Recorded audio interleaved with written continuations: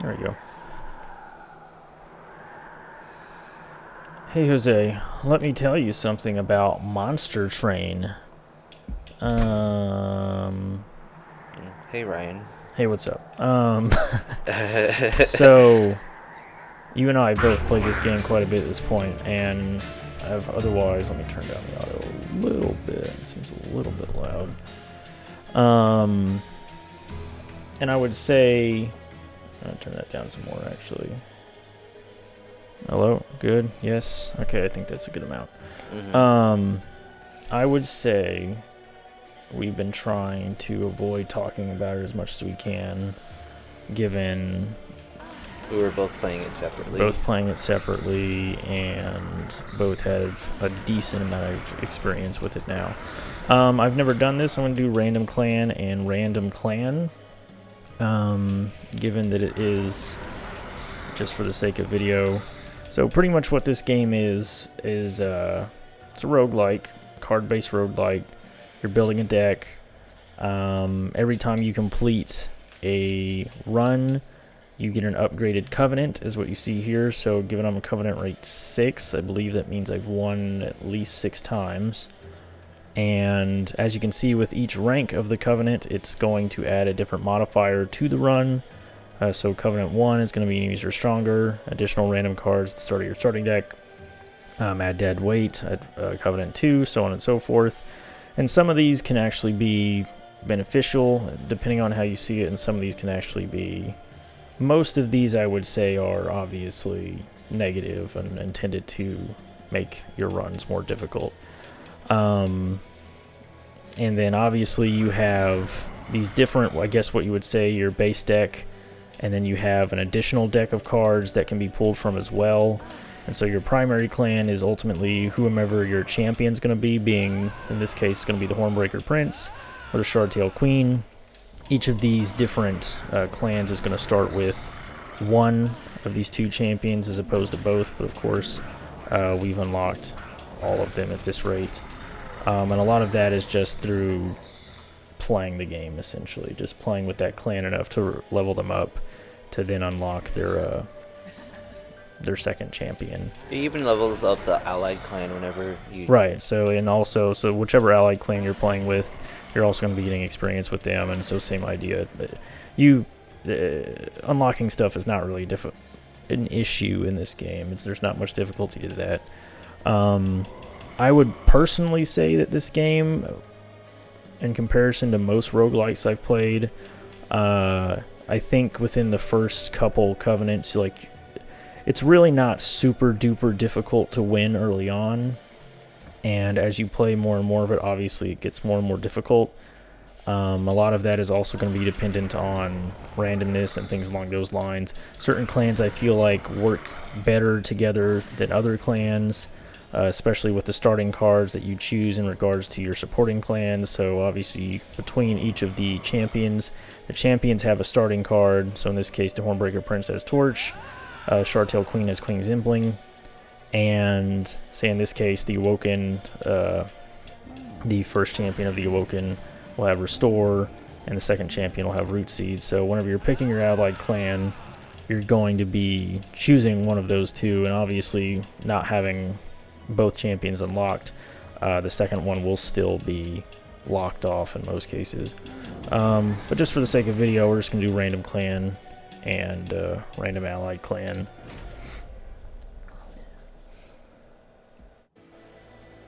Okay, and it looks like we're starting with Hellhorn, Hornbreaker Prince, and in this case Awoken with Root Seeds. So it's going to be the starting deck based on essentially both my champion and my main clan, and then my supporting clan or allied clan, or whatever the case may be, with the Root Seeds. And then on every run, you're going to start with 4 Train Stewards, and we'll see how that works out here in just a second. And so given how the Covenant mentioned random starting cards, these are the 3 that they've randomly picked for us between our 2 clans. You can occasionally get cards from other clans depending on certain events whilst you're playing. through your runs, but typically you're only ever going to be getting cards from both your main and your allied clan. So on this screen, what I like to do whenever I'm playing this game is I always like to look at the final boss and base my deck around that. Right, and so one thing that this game, unlike most roguelites, is good about is you can tell essentially from the very beginning what the run's going to look like and plan around that. So kind of like what he's mentioning here, you can see the boss at the 3rd stage is going to be dataless. Same with 6th stage. And you can see everything that each of these bosses is going to be doing here on the left-hand side of the screen. And then it's, of course, the final boss. I found, being at Covenant 6, the final bosses are incredibly difficult for some reason. I think it's honestly just that I'm getting less lucky in regards to how my decks are, I guess, being cohesive. Because like I feel like I have a good plan going into it, and then consistently I'm just short on damage, or I just don't have enough there to really take the boss down while he just is essentially taking away everything I have. And so, much like Jose said, this is a good thing to start out with, and it lets you plan from the very beginning on how you should be fighting against the boss.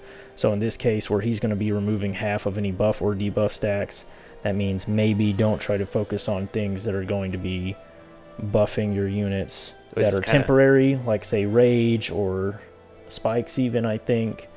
Even your root seed, it's kind of unfortunate that was our secondary. I don't know if that applies, because it's a buff.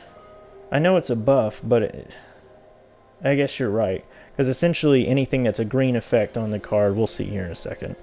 But also from the very beginning, you can look at the map, which I just recently realized this was a thing, to where you can literally. Yeah, I figured, because they don't really explain that this is here. You can literally see everything that you're going to be able to encounter from the very beginning. So, same idea that allows you to build around what you think is going to be beneficial, essentially from the very, very beginning. They allow you to plan a lot in this game, unlike a lot of other roguelikes where it's just meant to be pure randomness. And so we've got artifacts. These are going to be permanent effects that take place essentially throughout the entire run. So in this case, when a friendly unit is healed, deal damage to the front enemy unit equal to the amount healed. That's pretty good. Most of the artifacts you're going to get are going to be same idea. They're going to correlate directly to whatever your main and allied clan are. Really? Yeah. So say for example, the Umbran artifacts, which are going to mention stuff about morsels and things along those lines. So for those of you at home that don't know, the Umbran clan will spawn in these little essentially minions that are intended to get eaten by another one of your creatures or minions or whatever you want to call them. And they'll have certain artifacts that are specific to that clan because they're the only clan that has morsels. And so you're only ever going to see those artifacts that have to deal with morsels whenever you are playing that clan. You're not going to see those artifacts otherwise because they literally are not going to benefit you if you're not playing it. So as you're playing through the game more and more and you unlock more and more of the artifacts, those artifacts tend to benefit that specific clan. And so that means given the other clans can't really take advantage of those, you're not going to get them. So that's why this Priority's Cloak particularly benefits having Awoken, given that Awoken is very central to healing your units. He's more supportive class, yeah. Yeah.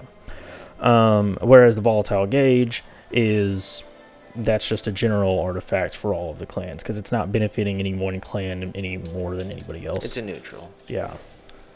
Okay. And so that's my first artifact. You're always going to be getting this your first artifact, and they'll allow you to upgrade your champion. There's about 3 different trees for every single champion, which actually makes them all play fairly differently going down each tree. And so like in this case, obviously he'll be getting Slay if I pick Reaper, be getting 10 armor, and then 1 multi-strike if I pick Brawler. Slay's going to be, if he kills anybody, he gets plus 10. That's just for the battle he's in. That's not permanent throughout every single battle. Whereas he's going to get 10 armor here and then hit a multi-strike as well, meaning he'll hit twice for 6 damage. So, in this case, if I were to pick this one, his new attack strength would be 25, and then his health would still be 6. But that means anybody he would kill, he'd get another 10 on top of that, so it'd really be 35, 6, so on and so forth. So really, between these two, the only reason I'd see to pick Brawler is just for the armor. I would say Brawler as well, mostly because I'm focusing on a card that we got from the beginning, which is like Battling Ram. You right. deal damage. And based so off that's, armor. yeah, I'm glad he mentioned that. So it's like dealing damage to the front of a unit equal to 4 times the amount of armor on friendly units.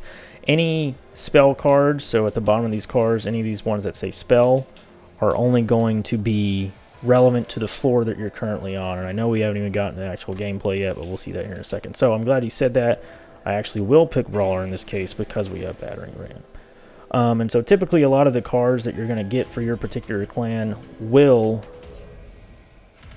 most cases, be directly to the strengths of what your clan is meant to do.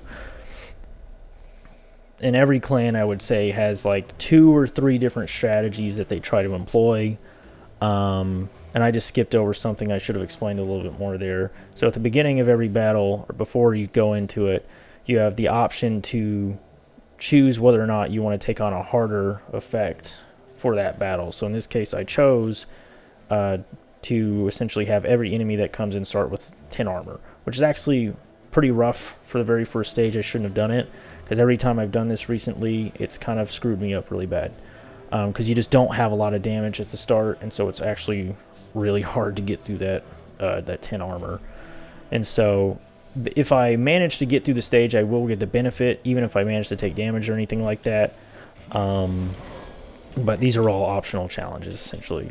So your champion's always going to be 0 cost. And so as you can see here, we have these 3 floors.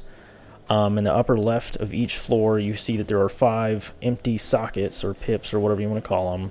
That is indicative of how many units you can have on that floor. And each unit is going to have pips at the top of their card. So you see here my champion has 2 golden circles, meaning he's going to take up 2 pips of that floor. So that means I only have 3 pips left, which some units will only take 1 pip, some units will take 3, some units will take 4, dependent on if you've upgraded them in any sort of way.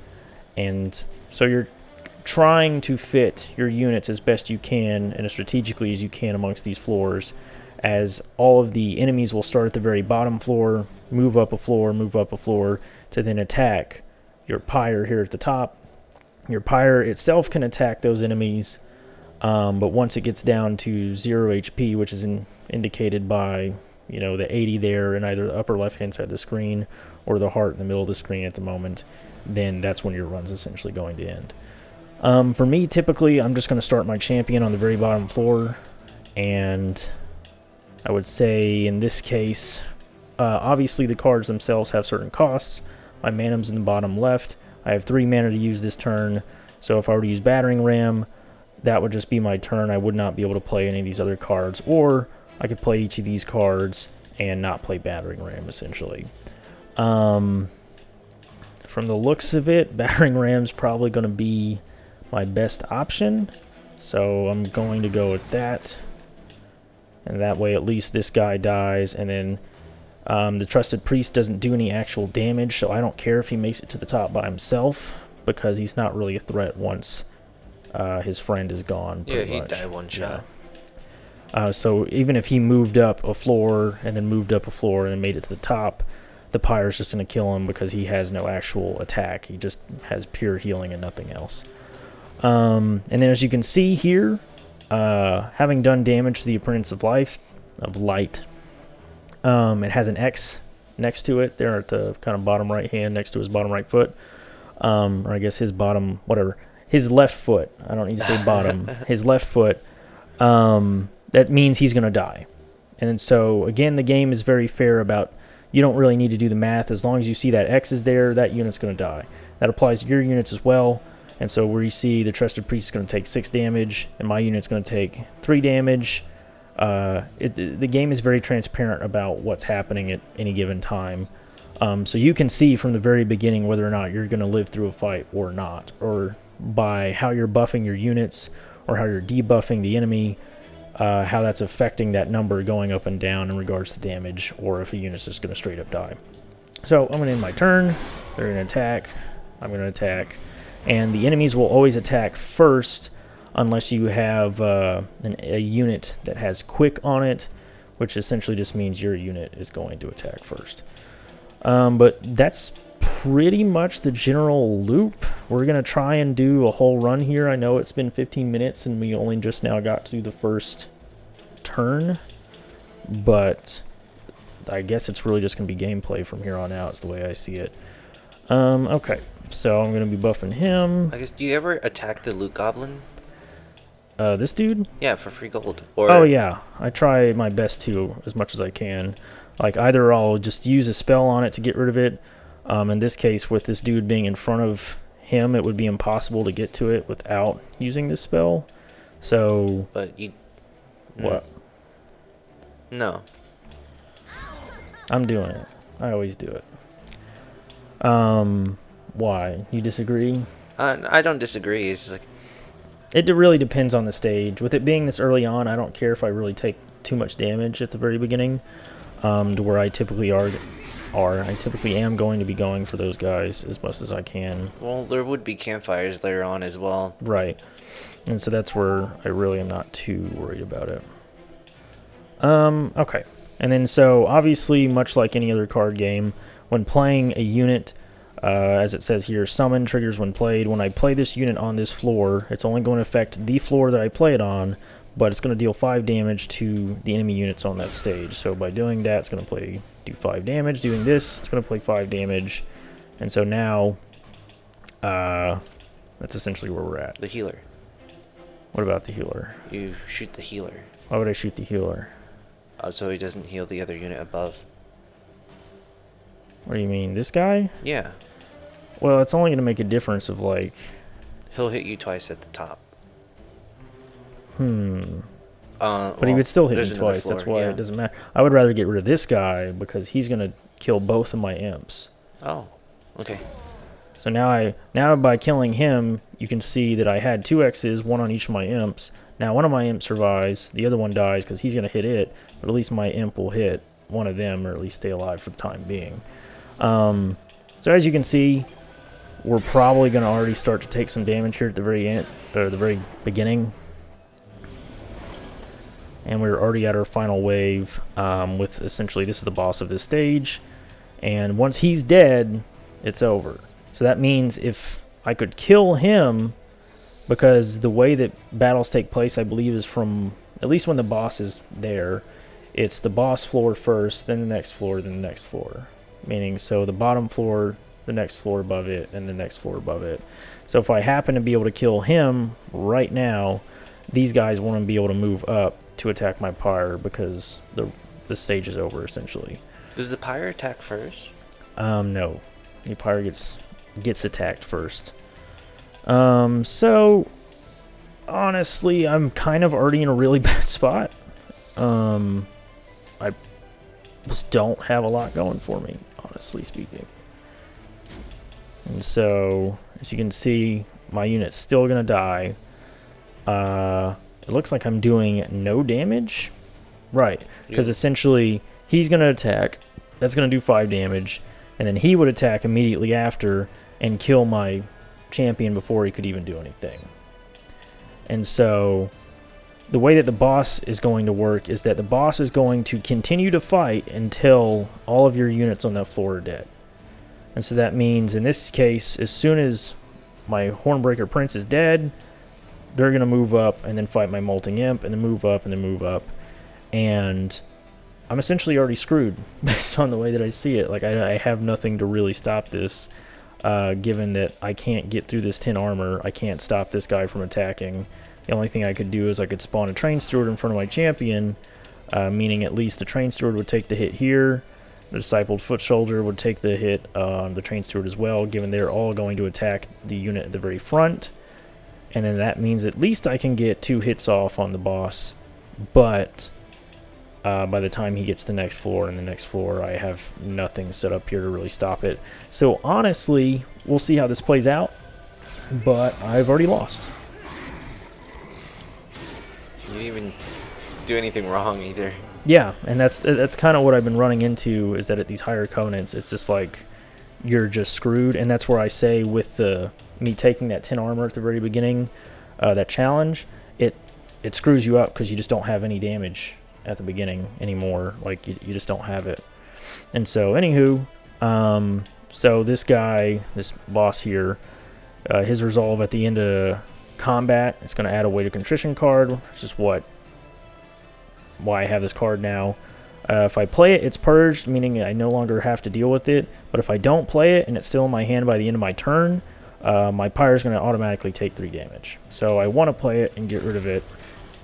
And I mean, again, same idea. I kind of have nothing to do at this point. What? I would have let the Molting Imp die instantly, take the hit, and then left both stewards on that one. On this floor? Yeah, because you need as much damage. I agree with what you're saying. I just ultimately, I'm already done, is the way I see it. Because essentially from here, you can see the boss can do 5 damage. It has 107 health. My pyre will kill the boss before the boss kills my pyre.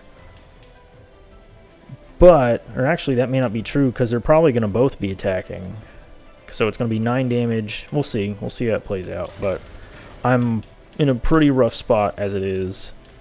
And I think I'm already done, is really what it comes down to. Because I don't need to draw one next turn. The extra damage would be great. This is essentially useless, because healing is only going to apply once my unit's already taken damage. And they're just going to die here. I could play Torch, which, sure. And so 5 damage, 9. And they're just going to keep going back and forth. And hey, I survived, but the very first... to take that much damage on the very first challenge is pretty rough. And so after each stage, normally you're going to get a choice of some sort of reward. And so obviously now I get a choice of one of my clan cards that correlates to my clan. Given it seems like we're going something with armor because of battering ram, I could apply 5 armor. That would be pretty nice. Or I could take another battering ram. I think I'm going to take the apply 5 armor at the moment, because I have nothing to actually put armor onto my dudes. And probably razor sharp edge. Okay, and so this is where I go. I need somebody else besides the train stewards, because the train stewards typically are pretty garbage unless you have... There's a particular artifact that's a neutral artifact that if you get on the very first...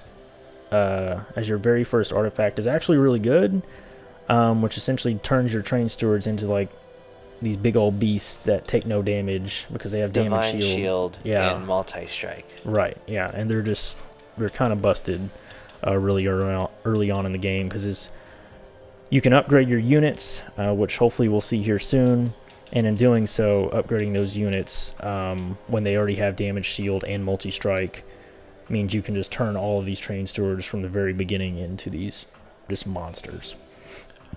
So I think our deck currently benefits from Awoken Hollow, the second one, because it's a healing deck and you can armor it up. It's really beefy. Plus your That's probably true. Yeah, that's probably true. Yeah, I would have to agree with that. Typically, the way I've been playing is I just try to pick things that don't have a gold frame. So gold frames in this case mean that I've already completed a run with that card, and then you'll get a gold frame for every card that you had whenever you finished that run or when you won.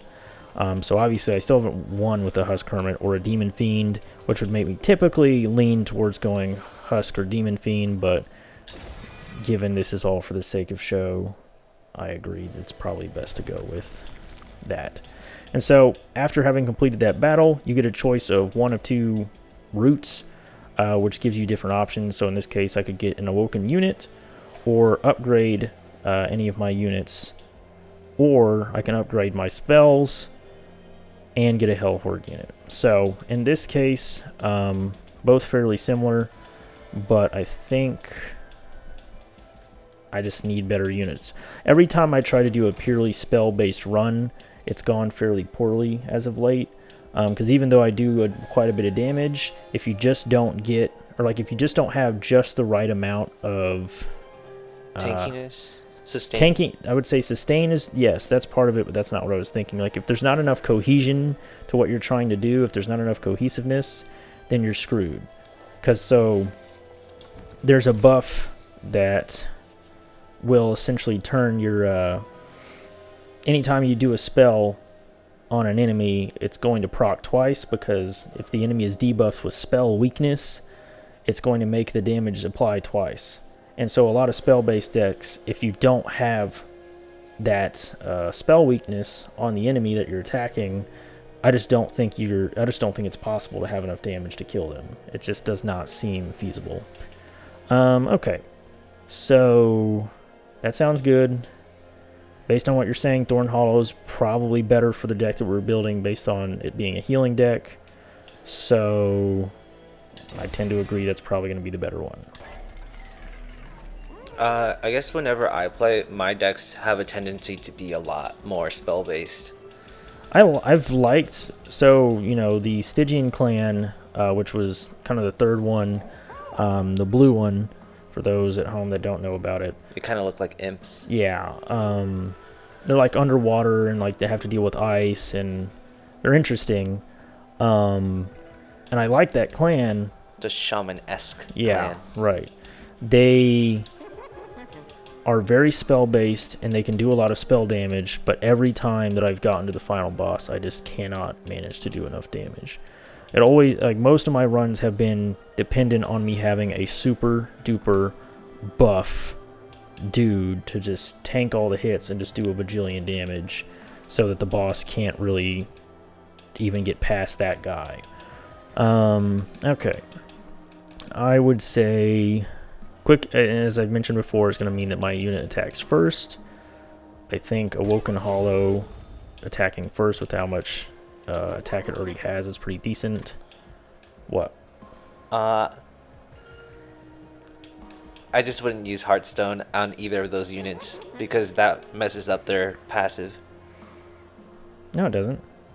Because they You still would only gain 20 and then you would not. No. Really? No, it still gains 60 on top of that. Huh. It's 60 on top. It's 60 gains 60 max health on top of whatever its health already is. I thought it just reached the cap. No, you'll see. Huh. So it's now going to have 100. Oh, dang. Yeah. I've been playing it wrong. So in this case, I'll just make the Thorn Hollow essentially an Awoken Hollow, pretty much. And then in each of these merchant shops, you have the option to, provided you have enough gold, re-roll, meaning that you're just going to get a different set. Whoa, can you interact with him? I didn't know you could interact with him. I had no idea you could do this. Not that it's doing anything, but I didn't know you could. Or you could purge a card, meaning you can spin to pick whichever card you want out of your deck and get rid of it, which tends to be beneficial because the way that this game works is every turn in battle, you're playing cards, obviously, but you're going to be cycling your discard pile back in to your deck to play those cards again once you've gone through the entire deck, pretty much. I don't know if that's a Slay the Spire thing, given I haven't played it. Is that similar to Slay the Spire or no? Yes, it is. Okay. You would like to cycle through your deck as much as possible. And so by having essentially a more cohesive deck that plays to its strengths is better than just having a bunch of stuff that may not be beneficial to what you're trying to do ultimately. In some cases, yes, it allows you, if you have a smaller deck, you can get to the cards you need quicker. And you just keep playing them over and over and over again. Yeah, but, having multiple cards also gives you more flexibility. Yes. Yeah. So same idea, kind of like what I mentioned in that first one. There's trials. I can accept this. I get an additional unit draft at the end of the fight, but it makes every enemy unit do another 4 damage. I never knew you can do that. Look over on the right-hand side and see what they do. Yeah. Yeah, and so that's why I say this game is very upfront about everything. So that means, like, I already know this dude only does 1 damage. I know they only do 2 damage. So it's really all I'm looking at from the basic dudes is like 5 and 6 damage, which isn't that bad, given that this isn't going to apply to the boss, who this big guy is. So I think this is possible. And typically I take every single challenge anyways, just because I think without that extra challenge, a lot of this would be pretty simple. But anywho. You can instantly kill it. Right. No. What? You could use battering ram and just killed it instantly before your unit now dies. That's a fair point. I should have... Yeah, you're right. Kill him. Or, actually, never mind. Your unit doesn't die. No, my unit doesn't die. I forgot. Yeah, that's what I was saying. Like, I'm good. My unit's not going to die. And I'm okay with this. My train steward's going to stay alive. Going to apply 5 damage. I've still got enough time that I should be alright. I would like to kill that imp. So that means as long as I have a unit on that floor, that unit is going to attack the imp. And killing him is going to get me 50 gold. And so same idea at any point. You can check any of your units or the enemy units. Read all of what you need to read to understand. So at the end of the turn, if he's still alive, he's going to add a Sinner's Burden card, which just means I'm going to have to purge that card from my hand. Otherwise, it's just going to take up valuable deck space. Okay. And at any point, same idea. I can see my discard, see what I've discarded already. I can see what I still haven't drawn. And again, everything in this game is very, very transparent. You can speed up and slow down time in regards to how quickly the battles transpire. So I'm just going to put it at normal speed. So that way y'all can see like every single attack in this case. Let's see. And of course I'm going to heal. Just going to do damage to him. He's now dead. And so now you'll see speed, or the fights at their normal speed, which is incredibly slow. I've never played the game at this speed. But it gives you an idea of kind of what's happening during these fights. And at any point, you can just turn that back up to whatever speed you want. Typically, I keep it on a solid 3. And so, as I mentioned, that Sinner's Burden card is now here. It's just going to be here for the rest of the run. That means even into next, I think like the next run, it would still be there until I actually get rid of it. Oh, huh. So yeah, it's beneficial to get rid of them. And all it takes is, of course, is playing 1 mana, but it's taking a mana. Otherwise, if I don't do it, it's just going to keep coming up in my hand. And so, anywho, that one's going to die. My guy's still okay. My guy's going to die. So let's try to prevent that. And we're just going to throw another train steward in there. Let's see. So now they're going to die. I'm just going to torch that guy. So now both of my units are going to stay alive. Just take some damage. Forge Disciple's going to die. Forge Disciple's going to die. And...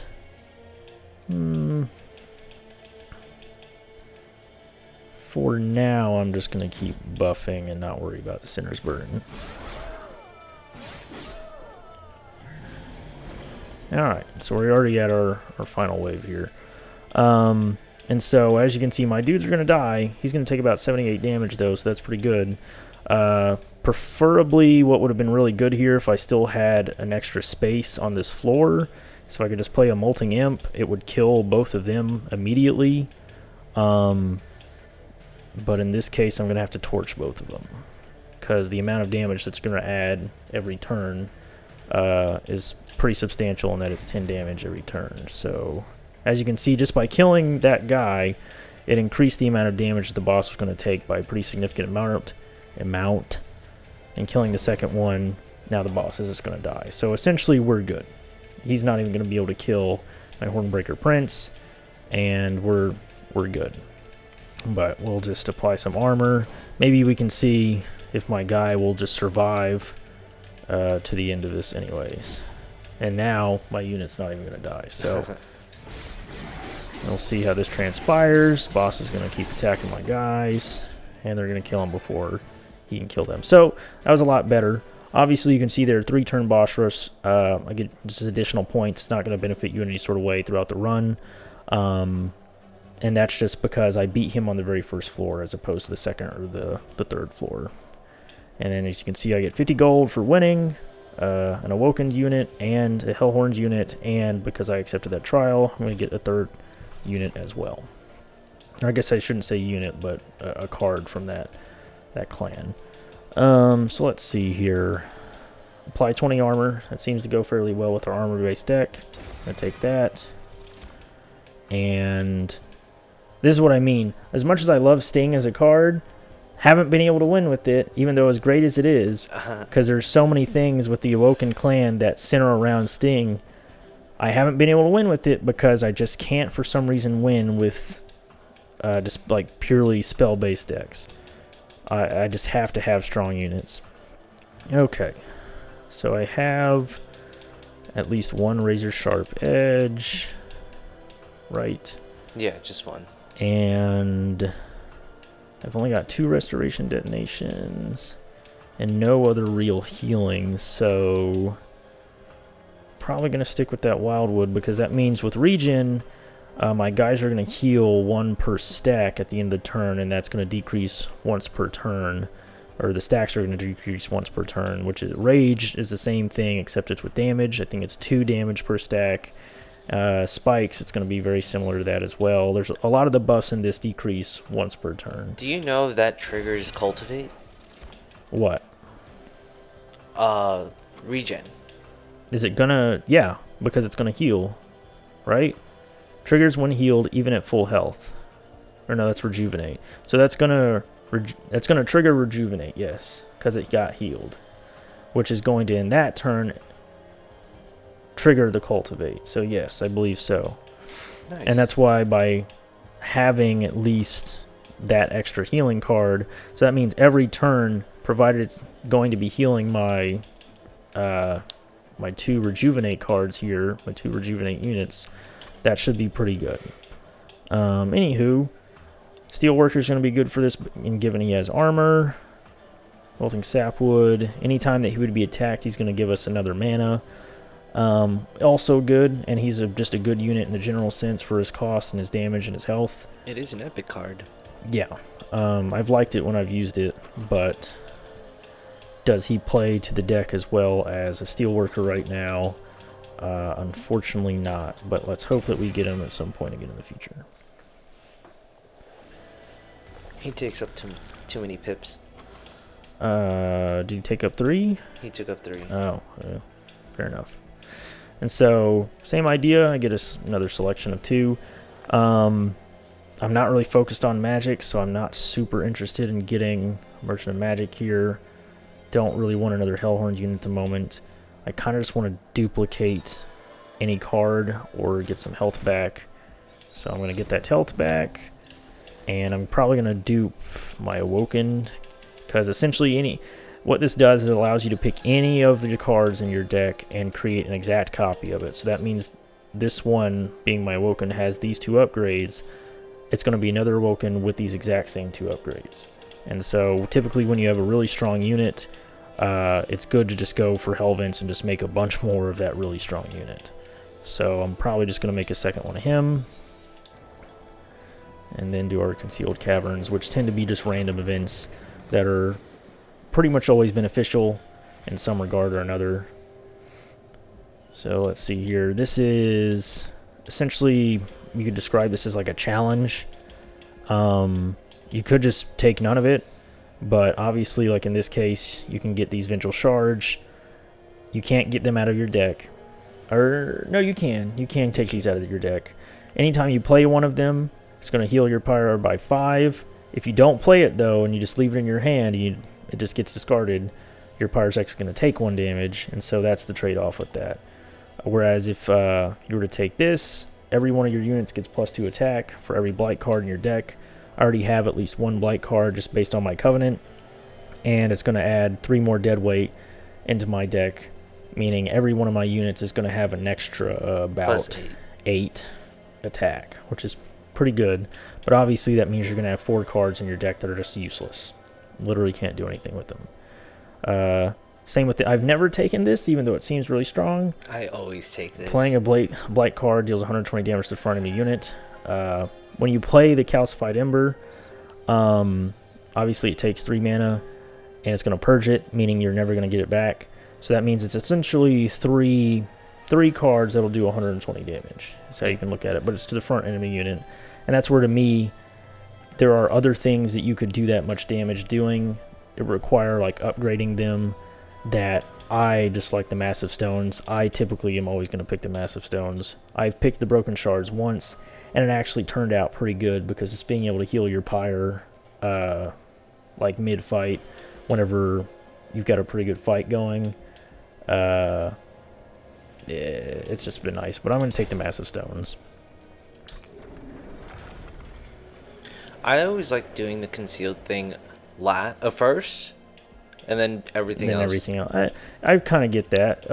Dependent, because obviously, you know, like if there's certain things that are going to give you an artifact and you don't know what that artifact is, you could take the artifact first and then go and do the other, whatever the other stops after the fact, so that way you at least know how your artifact is going to balance out your deck, so whatever you decide to do can benefit that. Okay, so Daedalus here is going to construct an explosive that explodes twice. And a lot of the bosses that are major bosses are going to be like this, way out to the side. They're just going to move fairly randomly up and down between the floors and activate their effect until all your waves are done. By the time you get to the last wave, like a normal boss, it will move down to the bottom floor, fight your units, then once all of your units are dead, move up to the next floor, and so on and so forth until they start attacking your Pyre. The constructed explosive in this case isn't affecting me because I have no units on that floor, so I'm not really worried about this. These guys all have rage, meaning they are going to get +2 attack per stack. Given they have 2 stacks of rage, this means it's +4. So as each turn they move up, they're going to be doing less and less damage. So they're not super duper worrisome, except for on this very first floor. And so that may encourage you to go, oh, maybe I should just place these guys up here first. So that way, by the time they get up here, they're just going to die anyways. Which honestly I might do. You do have quick. I do have and quick. You have 2 of them. And I do have 2 of them. Yeah, we're just going to stick down here, because he's only going to take 15 damage. Still has plenty of health. Yeah, I'm okay with this. This is fine. Get him super buff. And at least 3 of them are going to die right now. And that last one will die once he gets to the top floor, provided there's not a bomb on that floor. And so now that bomb is a little bit more worrisome, because that bomb is probably going to outright kill our guy. And so, and of course I have no healing spells, so he's probably just going to die. But at least I have another one. So how much damage does the explosion do? It's 10 damage per explosion. Given there's 2 explosions, so that means it's going to be about 20 damage. So it's going to be 2 plus 4 being 6 plus another 4. Would the armor at all save it? The armor would save it. You think 5 is going to save it? Yeah. Let's see. He's going to kill that. That's going to be 8 damage total. 28. Plus 20. Maybe you're right. No. Huh. Nope. Well. It should have. Well. Because let's see. He's got quick. That would die. Would be 4 damage on him. 4 damage on him. And then 10 damage to your front unit. And then another 10 damage. I mean, we'll see how it plays out. Not the end of the world.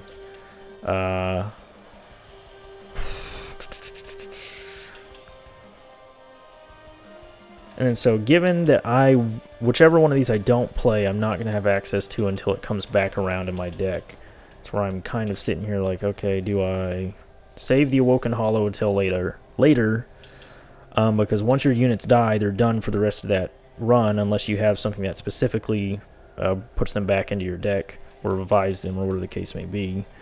Or I could just put the Thorned Hollow here for now. Because there's no way that I can replace him right this second anyways. Yeah, the only way they come back is if you have Endless or Right. Reform. Or Reform, yeah. Endless or Reform. And Reform is a specific clan card to, gosh, whatever it's, the candle guy. Yeah, the Candle clan. I can't remember what they're called at this exact moment. And I can still play him, though. So I could just have a buff guy at the end as well. What are you going to put in front to save your champion, though? I don't know yet.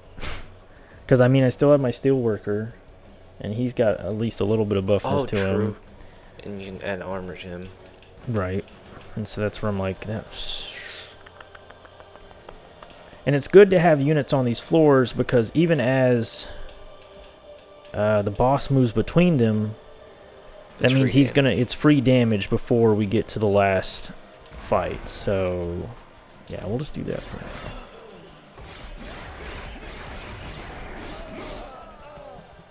Huh. I mean, I saw how the damage played out, but I wasn't paying a ton of attention. So, there's my Steelworker. Put him in the front. So, he's now got no armor. But then we'll just do this. Now he's got armor. So, now we've got some buffness there. And then they're going to attack the bomb before the bomb can attack them. So, we're not worried about that. And then he's going to take a free 13 damage from my Train Steward. I can heal him or him, which I think we're just gonna do, because that's gonna give him spikes. And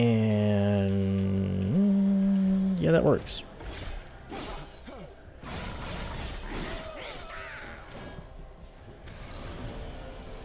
And so as you see there, this lady here at the end gave everybody haste, which means they're going to move directly from this floor all the way up to the third floor. Meaning they're just going to skip this floor entirely.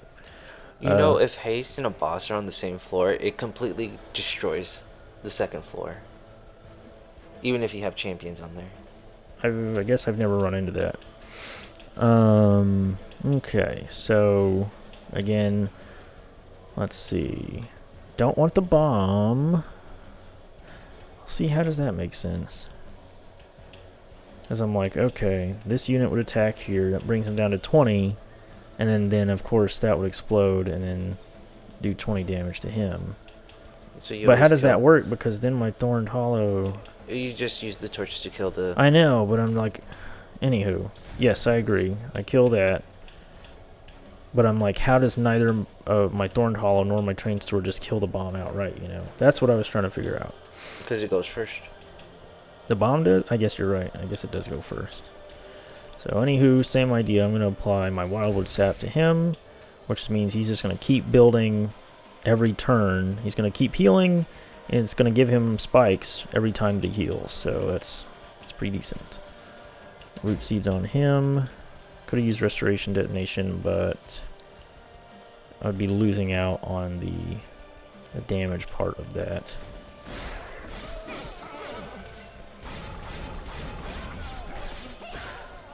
Sweet. Okay, and so this works out, honestly, as I can just bop her, bop the bomb. That one's already going to die, so I'm just going to torch him, and we're doing pretty well. And then we're already down to our last wave, so I think, yeah, that's pretty much it. And so as you can see here, all three of my units are going to die. That one's going to die. He's going to take 324 damage. This is pretty much an already won fight, because even once he moves up here, he only does 9 damage. He's going to be taking damage from the spikes anyways, so every time he attacks the Thorn Hollow, he's going to be taking 6 damage. Thorn Hollow is going to do 23. It's pretty much already been won. Let's see. I almost battery. ran. Huh? Yeah. Yeah, and battering ram probably. Yeah, get rid of him. And it means he's going to take a little bit more damage now that they don't have to get through that unit. But so I'm going to lose all my units on the first floor. That's fine, just losing points. but ultimately we're still surviving. And so he's literally gonna die right here. Yeah. He could have died first floor if he moved the imp into the second slot. How would I have moved the imp to the second slot? Because you can put it, like before you placed it, you put it in front of your champion, so that the boss hits it first before your champion. Right. Yeah, I agree. I could have done that. Instead, yeah, you forever ago is what you mean, not that Yeah, one, that's but what I yeah, meant. forever ago. Yeah. Okay. Once it's placed, it's right. there Once forever. it's there, it's there. The only case that you can actually move your units is if you have an ascend or a descend card, which means you're going to move them either up a floor or down a floor. But you can't move your units forward or backward unless technically you're going to play one specific card that does Vine. It's like Vine Grab or something like that, which is part of the Awoken clan. Vine Grasp. Vine Grasp, which is going to move a unit to the very front. But I think that only lets you target enemies anyways. So I might be wrong. Oh, you can attack your own. But I There's think also there's I think a better it literally card for said enemies, but it's part of the Hellborn clan actually. You gain 10 armor, but you have to move that unit to the front. I don't know if I've ever run across that. Let's see. I mean, all of these are good. Spikes, given that I have a unit that has spikes, that would benefit them. But given we're not running on a super spike-heavy deck, it's not super useful. Wildwood Tome would generally be useful because that means I could apply that to my champion. So that means I'd have a champion that's pretty buff. That's also going to be attacking first with multi-strike. So I'm leaning towards that. And this would be strong to some degree or another in that it would just let me draw a bunch of cards. I know normally and they'd be free. I think it's always Wildwood. Because there's 4 blights in your deck. Like, the odds of you drawing them are pretty significant in some cases. And it'd be really awkward. Okay.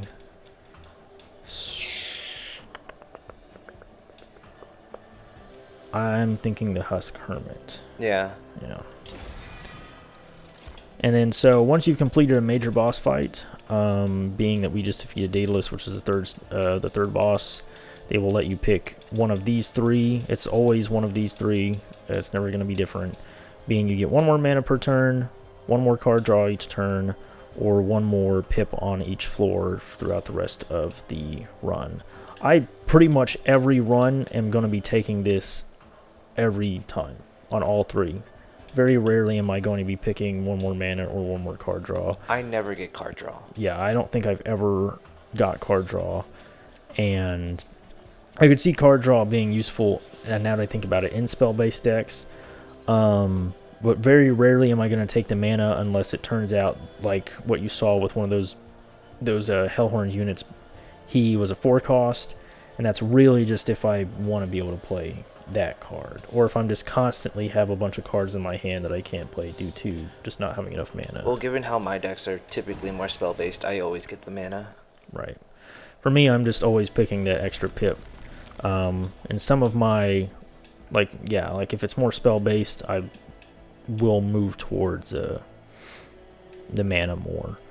And so Unstable Vortex would probably be useful at this point, so that way I could start getting rid of some of these Train Stewards, given they're not super strong, and I want to be pulling the rest of my units more frequently. That's typically where I go first, is just get rid of my Train Stewards, get rid of my really basic weak spells, because I don't want to just keep pulling these weak spells over and over again. Or I could just get more money, get an artifact, and heal some more. You can also upgrade units on that side, though. On this side? No. Yeah, right. I can upgrade units on this side. And that's where I go, okay, who would I want to even upgrade at this point? Husk Hermit, Thorned Hollow, Steelworker. Like, I have 3 units that would be nice to upgrade, yes. But you get an artifact, though. I know, and the artifacts can be very, very potent. The healing's not super necessary. I'm pretty good on health.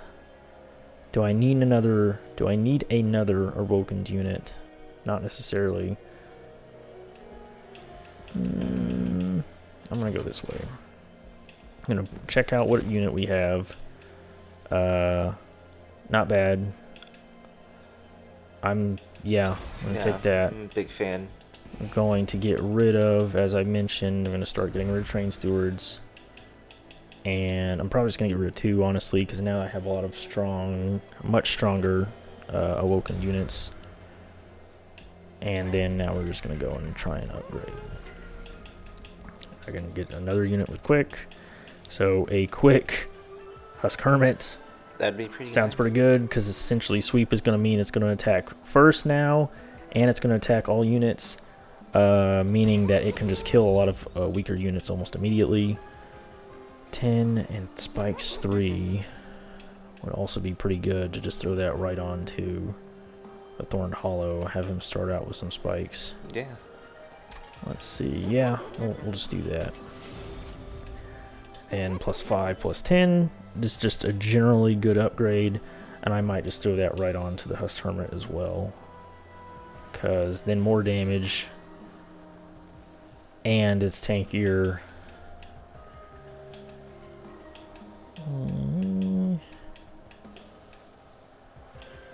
Yeah, I think so.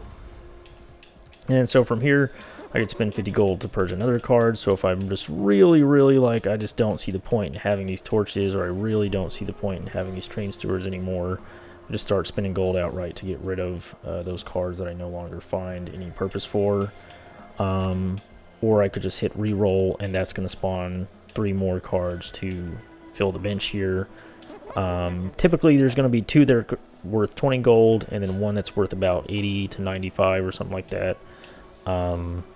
In this case, I'd only be doing that and getting 1 upgrade, so I may just be purging a card here. I'm probably going to get rid of either another train steward or At this point, I would get rid of a torch. Yeah.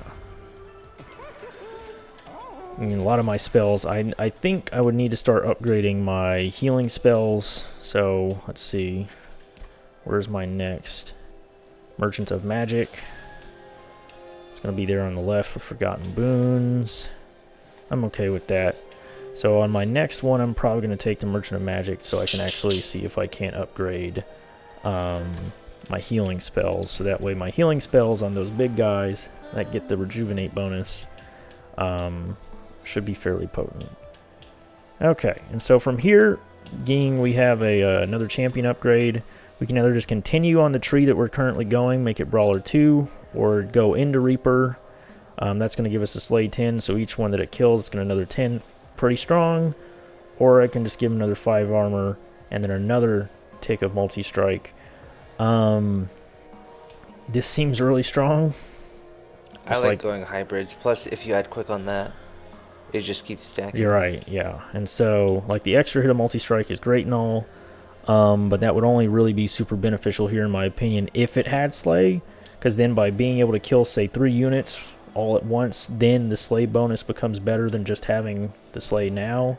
But, yeah, I think that's just too strong, because it already being at 25 times 2 right out of the gate, and I already have really buff units, and then if it kills anything, it's going to get even stronger, making it a 35 times 2, so it's going to be at 70 damage. Yeah, it's just too.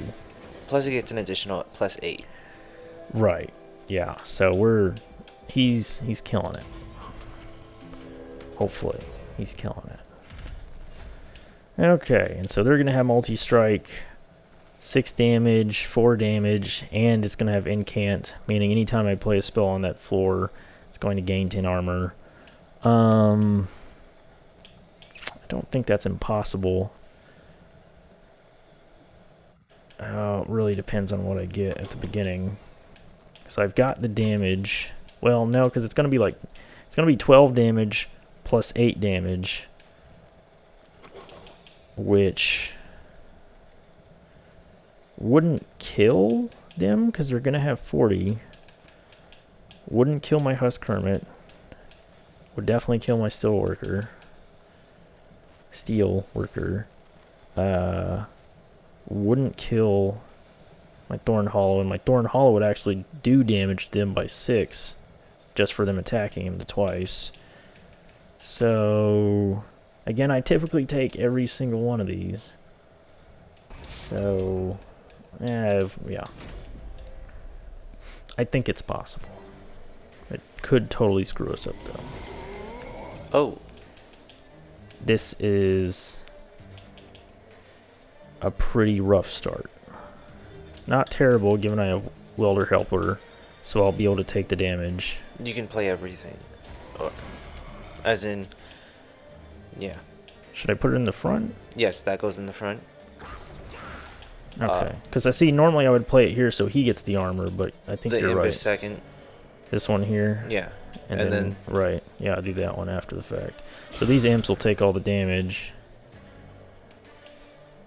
And then he's just going to die outright. Yeah. I guess so. My main fear is that, like, if I do this and then I get all my buff dudes and I still have all these imps and Then shit play it here. on the second one. That's what I was thinking. Because I want to still be able to play A tank. a tank on that floor, yeah.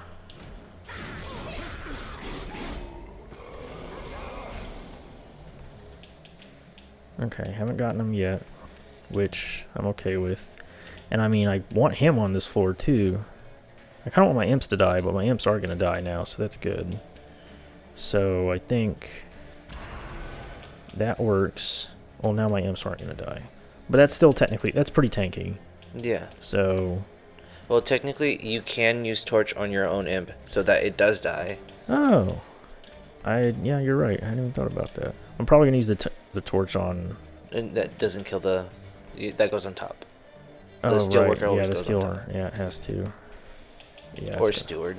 Or the steward. That's fine, because it's going to be gaining armor at the top, anywho, by itself, given how its resolve works, so... I mean, just kill that one outright. Yeah. And this isn't bad, and this is a pretty decent start, honestly. Yeah, and so they're both going to die, although now I have all of these tanks, but I still have another one, so this is okay. Play some armor. Unfortunately, I cannot play either of them on that floor. We're just going to do you there, root, and you there.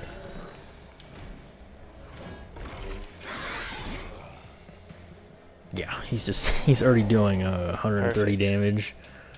Oh, wait, not perfect. What? Oh, you can add quick now. Oh yeah, not perfect, you're right. I can't act quick. And now it's not even dying. And really, if we wanted to, we could just play this in the front and be okay on top of that. Yeah, having quick really makes that pretty trivial. I actually would not. Why? Because I don't have any other units. I could just play a train steward there and that's it. It's more so that you continue stacking Slay. Let me see, because that'll attack. Oh, it'll be quick. Well, no, it's not going to matter because this is going to kill them both Never anyways. I mean, I'd really just be saving the imp in case I need it, which I doubt, because I kind of just want to get it out of here. Yeah, I'm just going to get it out of here. Can't play on my Awoken Hollow, so it's going to stick in the deck. I'm going to apply the heal to you, and that's our turn. I'm actually kind of feeling a lot better about this now. I kind of thought this was a dead run from the very beginning. Let me see. And so, yeah, that's just... Yep. And then... Yep. And then we'll just save the torch.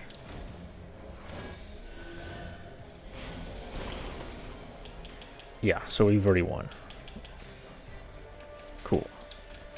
Let's do that.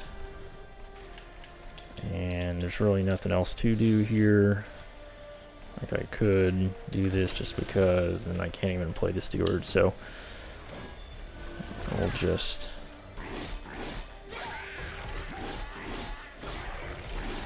That's just, yeah, that's just silly. All right. And conserve, that's good. Just conserve mana between turns, so any unused mana is just going to move on to the next turn. Not super useful, but it nonetheless. Double the amount of rage on friendly units. That's a really good card. We're not building a rage deck. Plus, at the end, I'm like, we don't really benefit from buffs. Yeah, so actually you're right. So, we'll see. Well, yeah, we'll see how... Because, like, I don't know... Because when I think buff effects means is anything that has a green or red symbol under the character. So like rage is a buff because it's not permanent, but like if you're actively upping the attack power of something, I think that's not a buff. I think that's permanent. So that's why it can't be decreased, but we'll see. I think Attune, Sacrifice Imp, given we have some imps, that's useful. These are not, or I could just choose not to take any cards. We haven't even mentioned that, because given that these don't help me really at all, they'd just be taking up space in the deck. They're not terrible. Like, this is literally useless. This is fine, although not useful for our deck. And this would be useful given we have some imps, so that means any of those imps, let's see, I have 3. That would be okay for, but I honestly don't even think it's worth it. Because it could just be sitting in my hand once I have no imps. I think it's a bait. Yeah, I don't want that. Let's see here. These are all pretty decent. +1 turner. I mean, Pyrogrow is generally good. And Snare is generally good. But I don't know if I really need any of them either. I don't think so. If anything, I would personally take Ensnare if I had to pick one of these. Because I'm thinking, why would I need to root anything? Because at this point, I'm pretty I usually buff. save it for like the last round or turn. The Ensnare? Yeah. So do you think I take Ensnare or just skip? I would skip. Okay. I kind of agree, because I'm not sure what I'd be using it for. I usually use it on the last floor. Because, I mean, it's useful for the extra card draw, but yeah, I don't know. Okay, so I want to do Merchant of Magic. It's because you can get 2 artifacts here, though. What do you mean? Because there's the Concealed Caverns and... Yeah, I could. Because it's either that or I say I delete another Torch. I delete another Train Steward. And then I upgrade my healing spells. Because these are only healing 10 right now. When they could be healing, 30. Oh, true. And that's where I'm thinking to myself, that's to my benefit to do you that. You have a healing base deck. Because I have a healing base deck based on my hollows. And it would be beneficial to me to get rid of these torches that aren't really doing much. They're useful, but not doing a ton. Yeah, you're right. And get rid of Train Steward. The gold is obviously useful for upgrading. The next floor is the trinkets ones. So there's trinkets that we can get more artifacts that way. Plus concealed. I can get a Hellvent. Merchant of Trinkets would just let me buy more. So yeah, I would. Yeah, and I don't know. Like I'm kind of iffy on Concealed Caverns because sometimes they're great and sometimes they're just like, it could benefit you really well, and other times given it's a random thing, it may not. So I'm gonna get rid of one of the Train Stewards. Get rid of one of the torches. And now Merchant of Magic will let me upgrade spells. So Holdover, pretty good. Holdover means even if I play the spell, it's gonna pop back into my hand, which is really strong for certain spells, especially if you're wanting to play it just over and over and over and over again. And so that's almost where like one of these Restoration Detonations is constantly being in my hand is strong, because that means I now have... Especially with your tanks. Right, so I can just heal the tanks over and over and over again. The same with Razor Sharp Edge, because I could just keep buffing my champion over and over and over again every You turn. can't. If Well, it hits it's zero, gonna. you That's die. right. It's gonna run out of health, so that's not a good idea. Armor would be okay, but not great. Battering Ram would be pretty decent, but I don't have a ton of armor in this deck. That's necessarily going to be all on one floor, so that's where I go. It's going to be one of the restoration destinations. And otherwise, I can decrease the cost of a spell, and that's where I go. This is going to give it Consume, which I'm not a super huge fan of. I never take Consume unless it's like... I sometimes do, because then you can just take the other one that gets rid of Consume. So it would do, I could just essentially make it its original cost. Right. And now it just heals more. And if it's on something like Torch, where like I don't want a lot of them in my deck anyways, typically I'll do it because it's free damage. And it just gets out of my hand. I guess I would not take it. If anything, I would either reroll or I would. Because I think I'm gonna do like the -1 on one of the root seeds, because that's essentially just a free +2 and draw. Now, when I get that one, and I think I am gonna do that on one of the torches, and then reroll. And yeah, I don't really want that one. I wouldn't have rerolled there. Nah, that's okay. Because then we get a cheap trinket next time. I guess I'm all thinking about the trinket. I don't know why. I don't know. I just don't really think about the artifacts that much. Because again, sometimes your artifacts can be really strong, and sometimes they aren't. So I would say could do another one of these, or I could just make this holdover not cost anything, so that means every turn it's a free heal and free damage. I'm gonna do that because that sounds strong. Even though it's not a huge heal, it's a free heal every turn, which, yeah, so that means the more turns I have those guards out. Money. Spell shield doesn't really matter because I don't have a spell-based deck, so I can actually take that. Deck. Yeah. So I'm okay with taking this. So as essentially spell shield means it's just going to take the next spell that's targeted at that unit. Fortunately, your restorations don't do any damage, but That's okay. yeah, it's okay. So yeah, this is a pretty good start. Start with him. Just immediately get a heal out. Immediately get another heal out. And we're already in there. Because he's now already doing 94 damage. Okay. Steel Worker. Root Seeds. And Root Seeds. Yeah.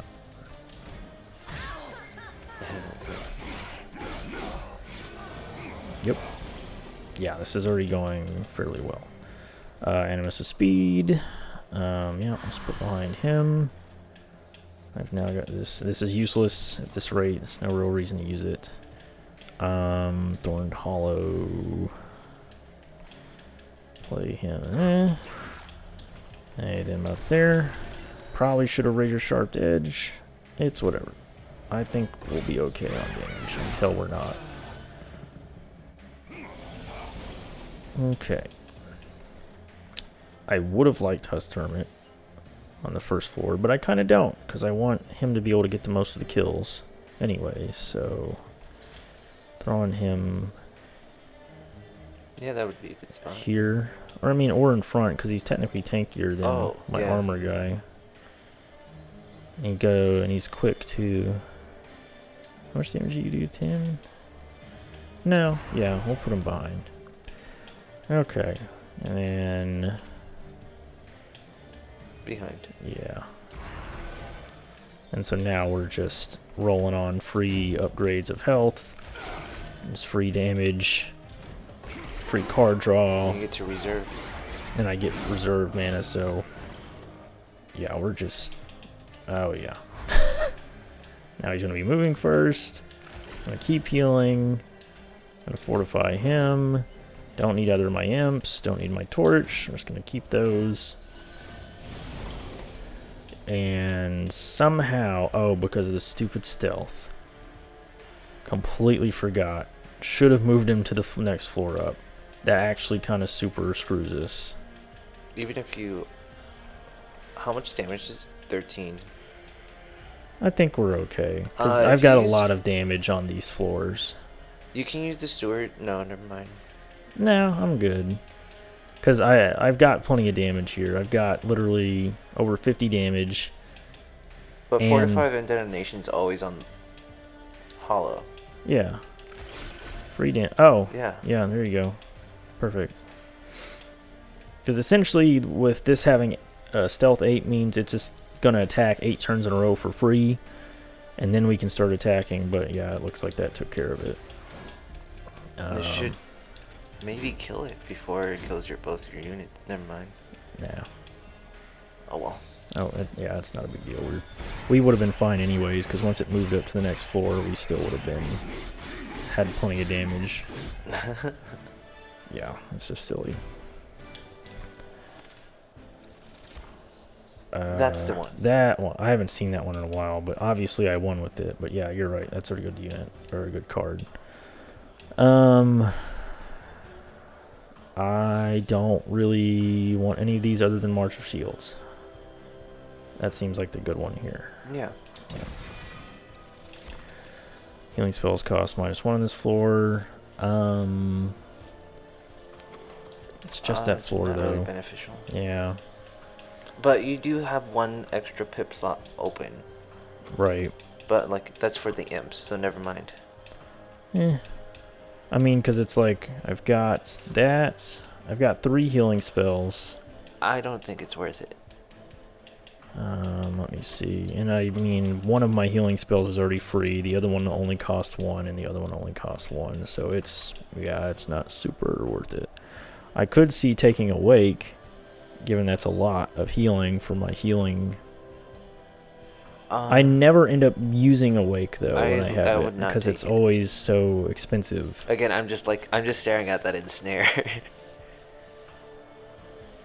Which I don't know if I need either. Probably not, but it would keep a unit on the first floor, and if it's already taking damage, your champion can just stack from Yeah, we'll give it a shot. Extra card draw either way. Okay, so again, I don't really need to heal. Hellvent's still great, because that means I could literally create a 3rd Awoken Hollow. I don't think a 3rd one's necessary. I could create another Husk Hermit. I agree, I don't think another one's necessary. I mean, I could just make another Wildwood Tome. I could make another Restoration Detonation that's free and holdover that stays in my hand forever, you know? Huh. And that's where I'm like, that's really strong to have 2 of those to stay in your hand forever and to get rid of 2 more cards. So getting rid of, my last Train Steward. And a torch. And a torch, or maybe even a Root Seeds.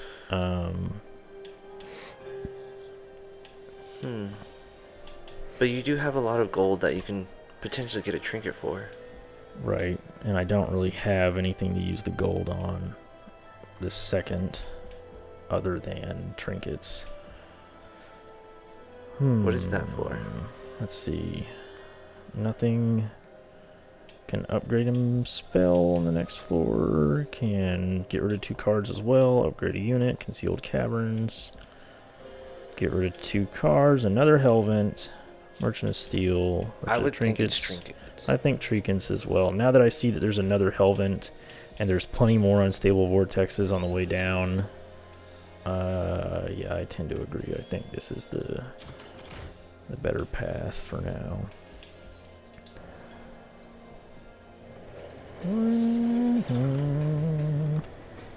Is there ever? Oh, I've never seen this. It's cute. Yeah. Dogman abilities for the Hell Portals, bones felt rattling together against the jerking and the stone motion. You suspect his nervous wagging. Yep. Cast comes to the foreign world through the Or portal. you can It's a leave place something behind. out of this realm, but still equally hostile in this bone dog. So you need to get as far away from it as possible. You wouldn't dare such the violence of battle, but showing some kindness is a reward in itself. Do you help out the bone dog? Pet Bone Dog. Get Bone Dog's favor. Unplayable. Reserve. Restore 5 higher health. That's pretty good. Or leave something behind. I mean, yeah, that's not bad. It's just free health. Sure, it takes up something in my hand, but I've never gotten this before, so I think I have to take the dog. Doggy. Yeah. I'm down. So is it just always in, like, your hand? No. Wait. Reserve. Unplayable, but not unpurgeable. So I could technically get rid of it if I wanted to, but... Yeah. So I guess it is always in your hand. But it doesn't mean it can't be discarded. It can't we'll be discarded. See. Well, you should know if you've played with it before. I have played with it, but I don't remember. Fair enough. It was like in one of my first runs. And see, sting spells get plus 10 magic power and piercing. That's awesome for a sting-based deck, where sting can create more sting. And, like, sting can be really strong if you get all of the power-ups, all of the buffs for it. But I've just never been able to do it. Plus 1 per stack of spikes. That's good for literally one of my units. First time each turn a friendly unit is healed, draw 1, which is useful. I would take the sap tap. Given I'm going to be doing healing. Or you can re-roll it. Yeah, I don't know. Because, like, this is only useful for 1 unit. This is definitely useful because I'd be getting extra cards, but, like, what else am I going to be drawing that I really need every turn, you know?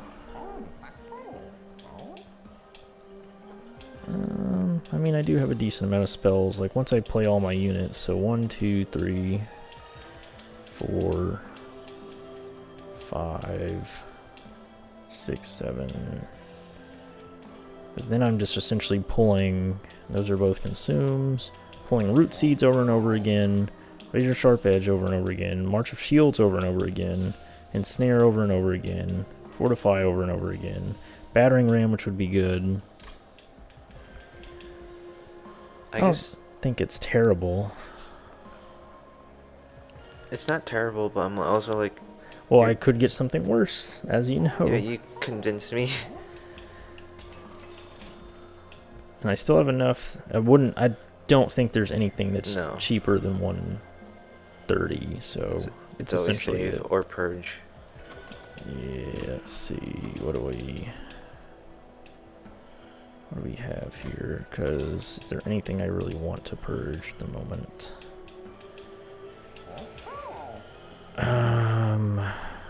Other than that last train steward, which I really don't need. Yeah, we're just gonna do that last train steward. Sorry, fellow. Yeah. Okay. So now we're on to number 6. Yeah.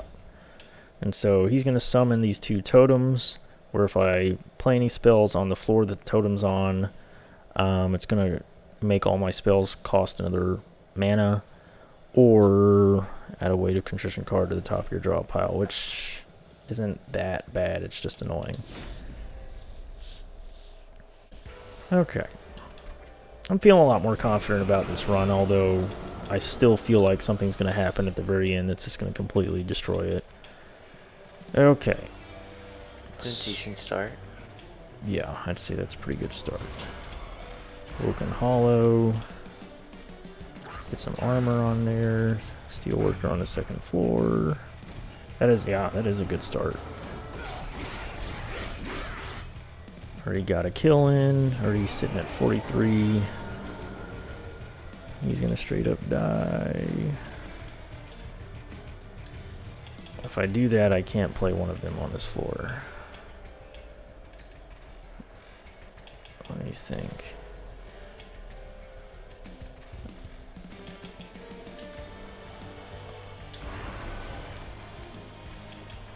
Thinking that, like, I mean, like, I think I'm good if I play the Animus of Speed, right? Or should I just do the extra tankiness?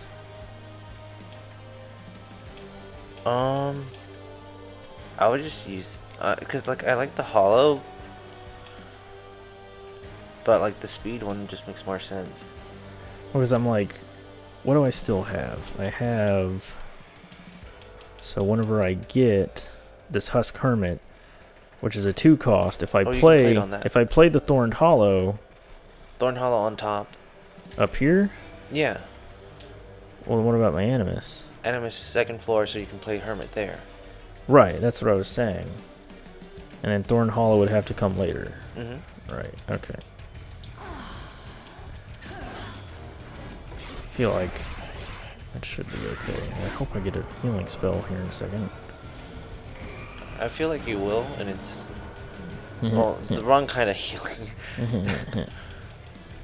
But there's my Husk Hermit. So, yeah, we're good. They're just gonna die. Taking damage here somehow. Well, you can. Oh, because of that sweep. Oh, yeah, you can just What? outright use torch on the first guy and kill it. Him? Yeah, Oh, because it's 22, yeah. and I move first. Well, wouldn't I be killing him anyways? Because, oh, I don't have quick work yet. That's right. Oh, yeah. So, yeah, I have to... Yeah, essentially I just be doing that. Don't need to play either of the imps. Oh. So, let's see, does the dog stick around permanently? Does not. Okay. This pops up occasionally and heals. Okay, so I'm glad. Got one of them. And get our quick on there. Get our fortify on him. March of shields on him. And you reserve. And I reserve. Yeah, this is going pretty decently. I really did think this was going to be So you would play the 1 cost Root of Shield first or Razor Edge first, because Incant will increase the spell cost. So you don't never play the 0 first. Well, it's just going to make all my zeros 1s. Yeah. But then well... You never play the 0s first. Yeah, I get you. I mean, at this rate, I would just almost put this on some other floor instead. And then just do what's necessary, like put the ensnare on that. So, like that. Like that. And now I just can't play this, but it's whatever. I have leftover mana. Oh, yeah. 107 times 2. I'm gonna play that. This is holdover, so it's just free damage and free draw. Yeah, why not? Sure, yeah. And might as well just do this just to get the 2 cost out of the way.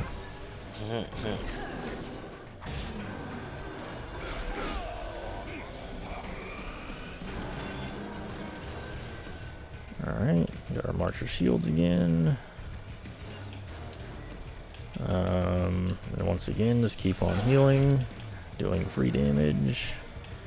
My Thorned Hollow up here. March of Shields. Yeah, sure. Can't play this anywhere, so we're done.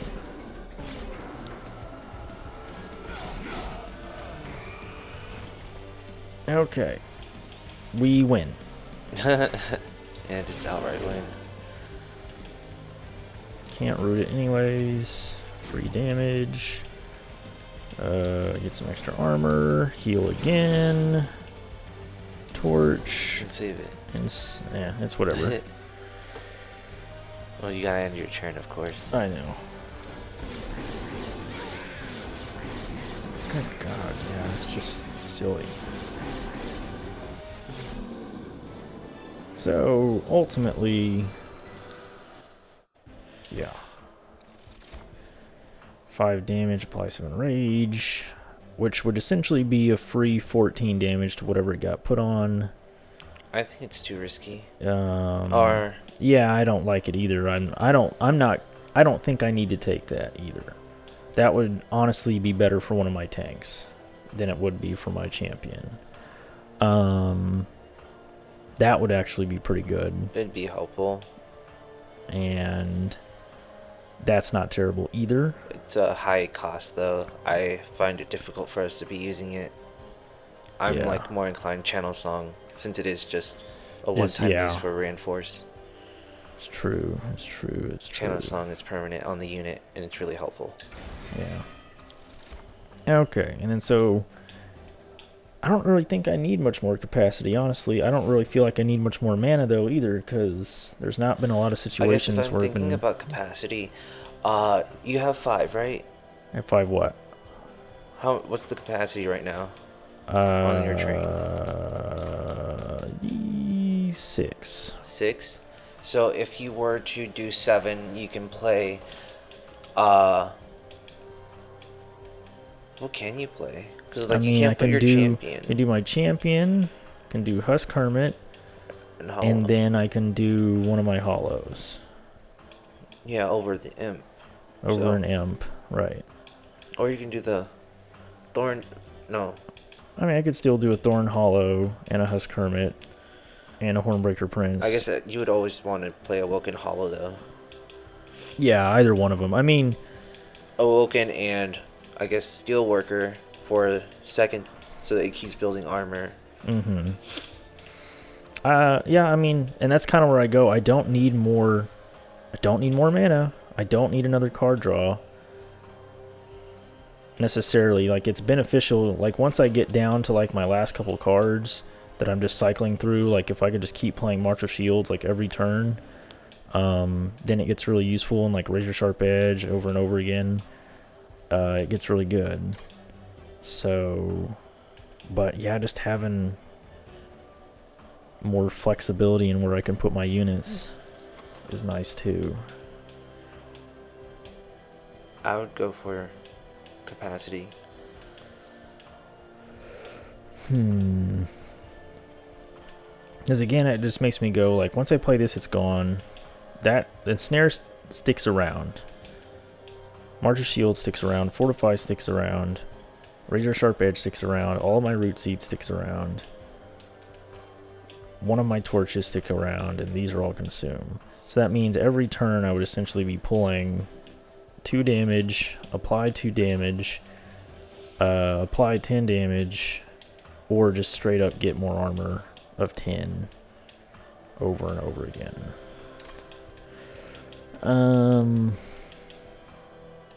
Yeah, we'll see. I guess then I was kind of feeling the card draw, but we'll see. It'll be alright. Because like now I feel like card draw was the right choice because I don't know how many. The only reason I feel that way is I don't know how many situations I really need the extra pip on those floors. Based on how we were getting the same setup over and over again, and it was a good setup on each time. Yeah, I guess it's because like I also didn't realize that. Wait, if we move Steelworker from floor 2, what are you gonna play there? Right, and that's where I like. There's not really much of a reason. Unless we duplicate here. Yeah. Or at the bottom. I wanted to. What did I want to do here? I feel like we don't need things on this side. I don't need to heal. I don't need coins. Merchant of Magic would let me potentially upgrade some spells. Which, like, getting another... Duping, though. I don't have a dupe over here. I can get rid of 2 cards, but what would I get rid of? I don't have to get rid of both. But, let me see.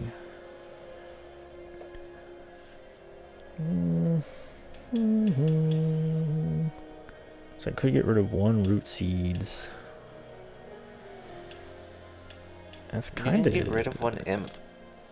Yeah, I was thinking that. And of course the damage. But now I have this extra space on each floor where I can play the imps, and that's where I'm like, there's no reason to. And I like, what can I still upgrade? I can upgrade my Animus. Can upgrade... Steelworker. And so... But that's really about it. And then concealed caverns. Whereas if I go over here, I could just straight up make another buff heal. You can.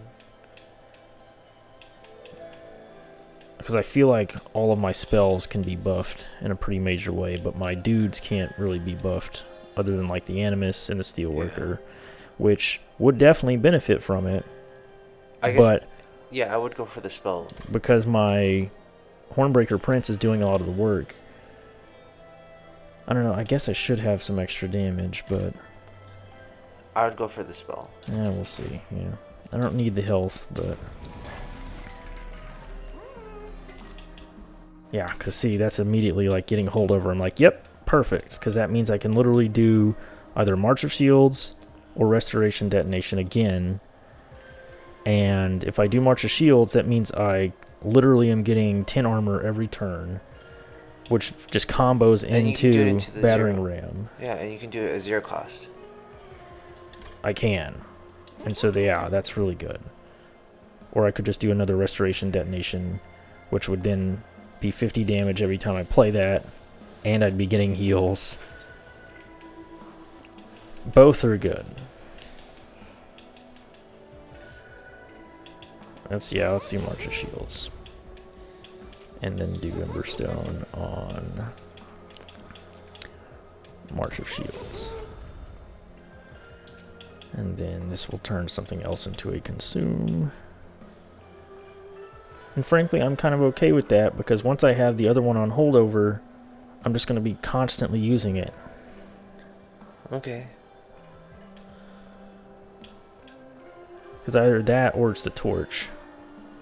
I guess for me, I kind of want to reroll. I mean, I can still reroll and use this. I guess.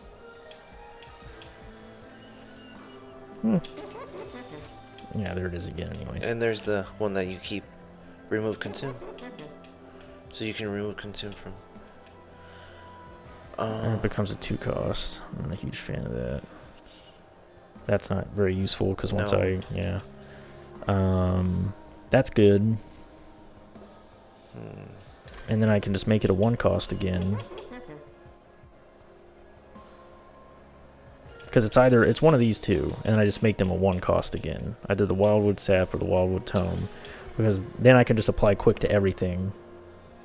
Or I can just apply regen to all of my hollows.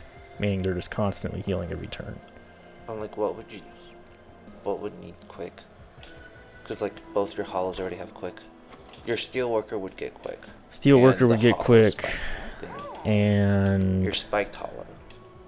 And my Spiked Hollow would get quick. Or Thorned Hollow, my bad. And like my Amps would get quick. So yeah, you've got a fair. I mean, because like I need the quick for him, but then I just play it on him anyways. So I guess you've got a point. So I guess it really is just the Wildwood Sap. Because then just being able to heal, them just all automatically healing every turn and proccing their Rejuvenate. Yeah, I think that's the way to go. Where are you? Get rid of that. Okay, spent all our money. And there's Rinket down here. Maybe should have just saved some of it, but that's whatever. Can't rely on trinkets anywho. So just make it do even more per heal. Start at 50 times 2. Or get more armor, get another strike, making it actually 75 damage. But this is better. Because it's just straight up 100 damage. 100 damage, then and plus 20 per strike, yeah. And all I'm getting is another 5 armor. Which is good, but he's probably going to die anyways if he gets hit that much. And another multi-strike. 75 versus 100. But I'm like... It's this one. This one does more, because every slay it's plus 20 on top of that. So that means it's 70 plus 70. But is it always better? This turns out to be, because if it's 3 hits, it's 75 plus 10, then it's 35, 35, 35, which ends up being 70. It's 135, whereas this is doing 1. Let me think. it's 140 off of one sleigh. And if it does another sleigh, it's going to be 180. Whereas here it's going to be 45, 45, 45, be 95 plus 45. I don't know if I'm doing my math right, but I'm pretty sure this is better. Okay. Somehow I think I came out to the exact same number on the right one each time, so I think I screwed up. I don't think... Let's see. Okay, can we look at the map real quick?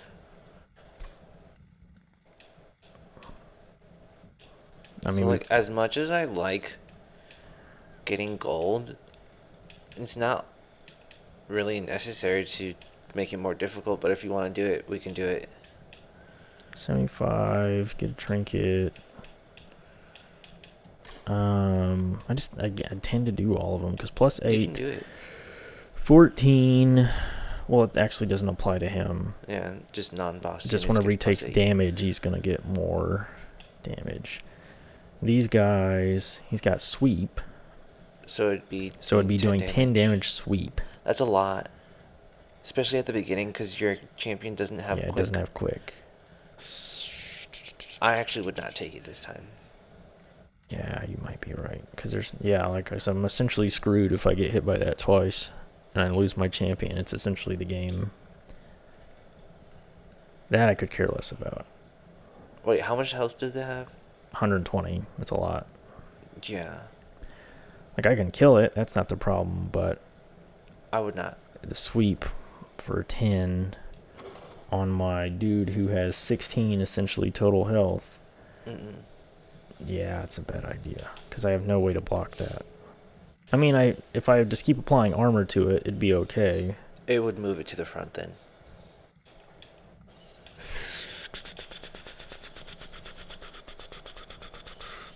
That's true. I don't really need the money. It's a lot of money, but it would get me like 2 trinkets for sure, but I don't think it's worth losing, I guess. You don't really have a trinket-based deck anyways. Yeah. I'm doing good. Doing good with what I have now. I don't need more shit. Yeah, like this is a terrible start. It really is. Because I have none of my tanks, and that makes me almost want to go. I'm not even going to play this on this first floor. No, you do. I think I have to. Right? I think I have to. Yeah. You root it. But you play the imp as the. Oh, as the take the hit. Well, no, because it's got sweep. That's what I'm saying. Like, no matter what I play, I'm taking the damage. Oh, well, then you always play the champion. I always play the champion, yes, but do I play it on the first floor? Is what I'm trying to say. Yes. Why? Because that's where it stacks all its sleigh. Well, it could just stack all of its sleigh on the next floor. If you would like, you can. You can. I mean, it'll survive. I mean, it only does 2 damage. Yeah. And actually, my Animus of Speed would survive as well. It only does 2 damage. You're right. Because I was thinking it was doing 10 damage because I thought I was doing the challenge. So, yeah, we're okay. You're right. Speed goes on second. You're right. Like always. Yeah. It's okay. Yeah. It's okay. I'm going to hold the imp. Don't use it. There we go. And actually, you can play it now if you want. If you wanted to add the armor back on it. Right. I mean, I kind of need to because we don't know how many of these sweeps we're going to get. Mm-hmm. And I'm just going to get it next turn anyways.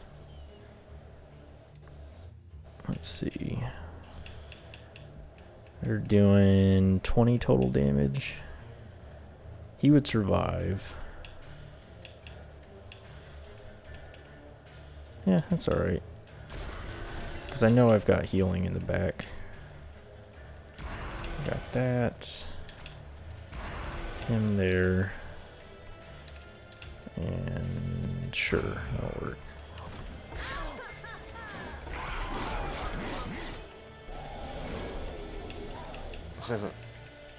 Yeah. And then Hearts of Shields. Root seeds. Ram. Battering ram. That was 112 damage. And it did die. Yep. March of Shields. Fortify. I probably could have raised a sharp edge, but that's okay.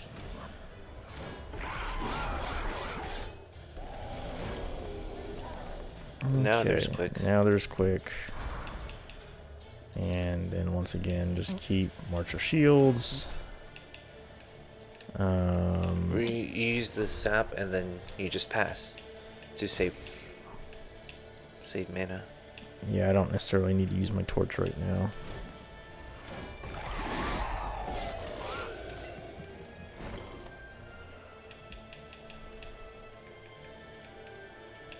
Well, technically you can channel. Hmm. You can channel Channel. Yeah, I could. for your last hollow. Increase it. No. Damn it.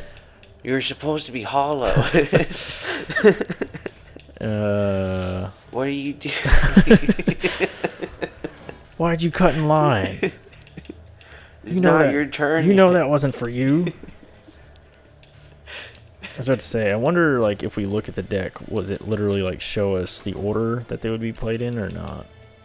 Because I bet, because if it was already discarded, because it was stupid to do that anyways, because the imp was already, yeah. And see, I never check stuff like that, even though I probably should. I keep healing you.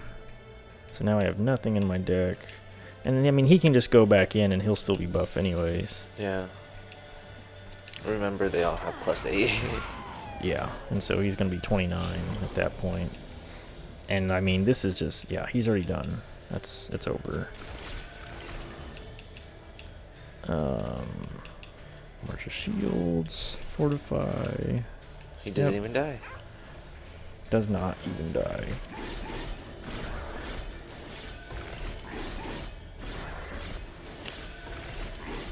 I mean, yeah, just being able to do like 300 damage every attack is pretty silly. The only reason that would F us up is if their enemy had spikes. Nope. Don't need that. Don't really need that either. I mean, it's useful given I am healing anyways. And 20 armor is a lot of armor.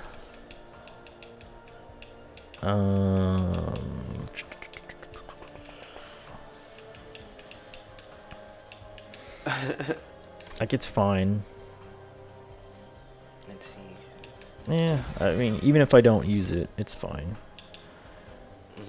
Don't really need it because I already have something that lets me keep mana between turns.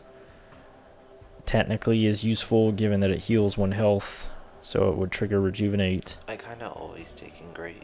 And graft. And graft. Yeah. Oh, sorry. And then, sorry, I was motioning for Jose to get closer to his mic. And then +1 draw. I mean, it's not, yeah, and you just can play it over and over again. I mean, it takes up a slot, but you get it back. Right. Yeah, and because you're drawing another card anyways. There's really no negative to it, yeah. Don't need to heal. Don't necessarily need to upgrade any spells at this point. I could still upgrade some spells for sure. And or I could have saved the money for the trinket. And so I can duplicate and get rid of. Wait, would we even need to duplicate anything? I don't know. I can make another March of Shields. Oh, true. Or I can make another one of those heals on top of that. I can either make another Restoration Detonation, or I could make another March of Shields. Or another Wildwood Sap. It'd probably be one of these two. Yeah. Or I could get more money. But I really don't need the Merchant of Magic or Pyro You Remains. don't. I don't really need the Merchant of Steel either, though. I kind of want to see what it is, though. Because we can always back out. Mm-hmm. Multi-strike. Rage, I don't really need. 25 health. Well, yeah, and back out. And I guess I'll just go directly to the trinkets. Can't afford any of it. Nice. So, there you go. That's where, had I gone the other way, at least I would have enough money to afford one of them. Matter of fact, I don't even know if I've ever... That would have been good. That is a little bit, though. Yeah. Huh. I've never gotten that. I've never gotten that. But those both would have been helpful, but not so much so that they would have been absolutely necessary to have. So I guess that means I'm just going to be spending it at the Merchant of Steel anyways. Because this is our last... Yeah, it's our last one. What do I get rid of if I get rid of anything? If you get rid of anything, Because I could get rid of a Molting Imp, because I really haven't been using them. I feel like get rid of one torch.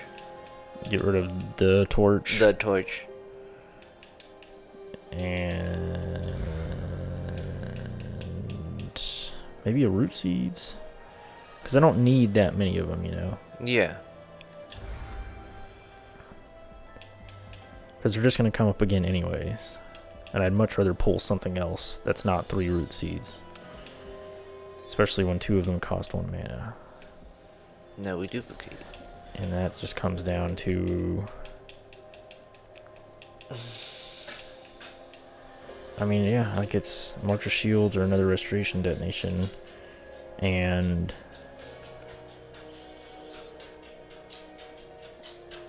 I don't know, March of Shields was working really well, just being able to apply 10 armor just outright. Like, it's essentially a heal.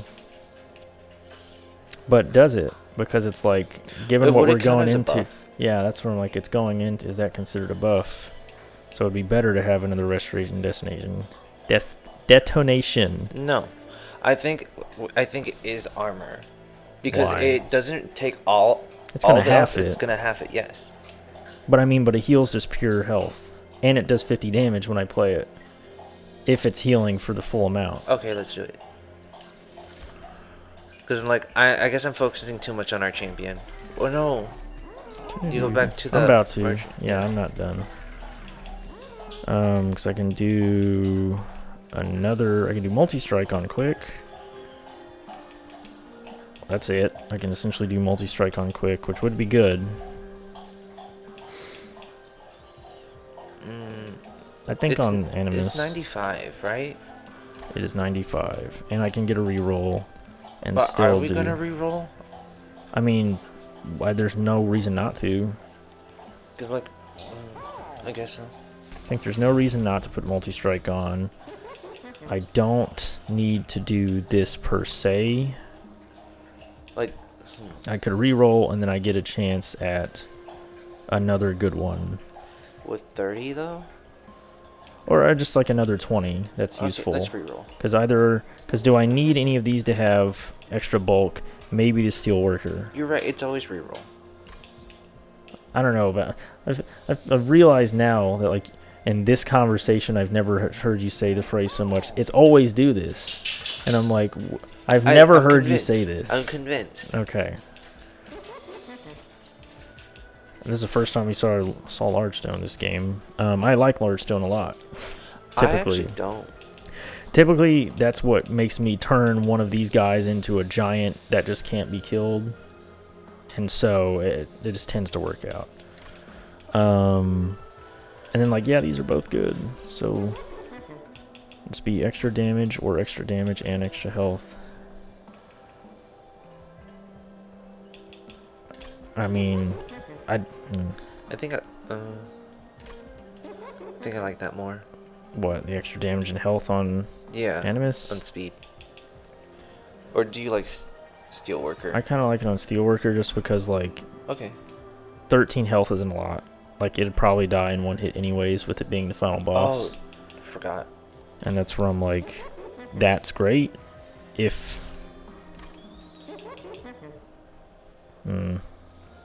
More tank. Because, I mean, that is like another 10 damage, and this is then another 20 damage. And I should have plenty of tankiness. You know what? Yeah, you're right. I'm gonna agree with that. Because say my champion dies, I need something to be able to do damage behind a tank as quickly as possible, because it's just going to be chewing through my tank, whatever it is. Generally positive for the turn, represented by green icons. And so that's where I was saying, like, is armor represented by a green icon? I haven't been paying attention. I don't think it is. Because rage is a green icon.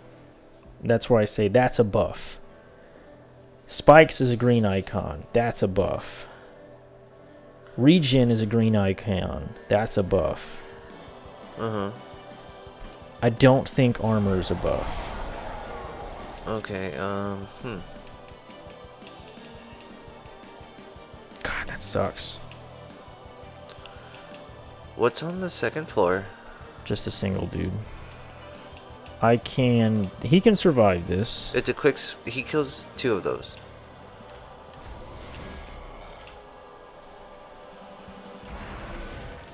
And I just give him some armor. Uh-huh. He's okay. Well, What? well, when Graf gets played... Where? I mean, it gets played. These both get played. Mm-hmm. I can either ensnare him and keep him there for now, or I can ensnare him, make sure he dies down here. I would just keep him down here, because that guy has 3 health. Okay. And then we're gonna engraft. Oh. I thought it was next turn that it got played. What the fuck just happened? Did I misunderstand? Played cards?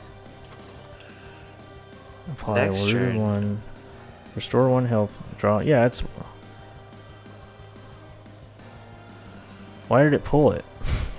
Do we have a trinket that's doing it? No. Oh, wait, yes. Because whenever I heal, I draw 1. Oh. That's why. We already healed. Right. Does that do anything? No. No.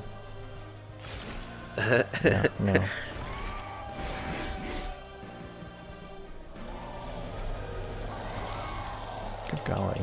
Okay, we're still good.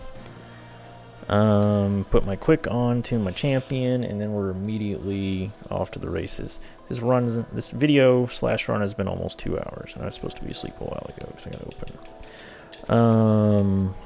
Yep. And then I like, awoken. Mm-hmm. I figured that's what you were gonna say.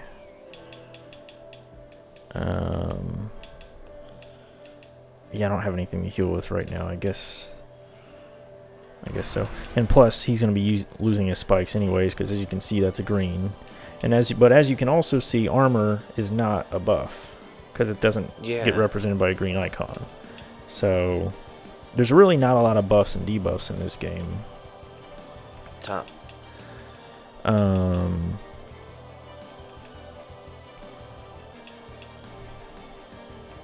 Or you can play the imp, I actually. could play the imp.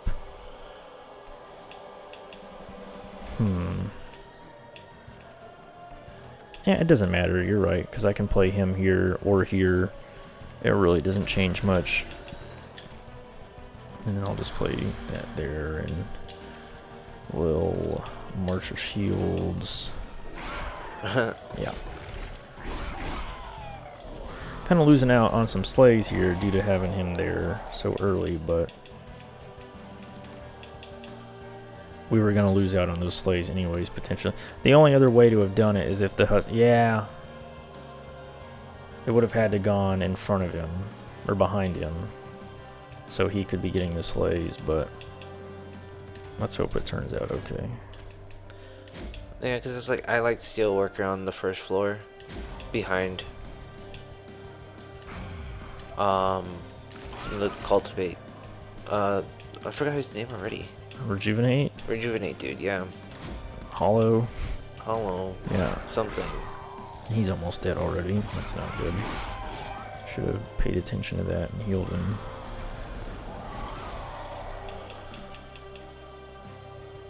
Okay, so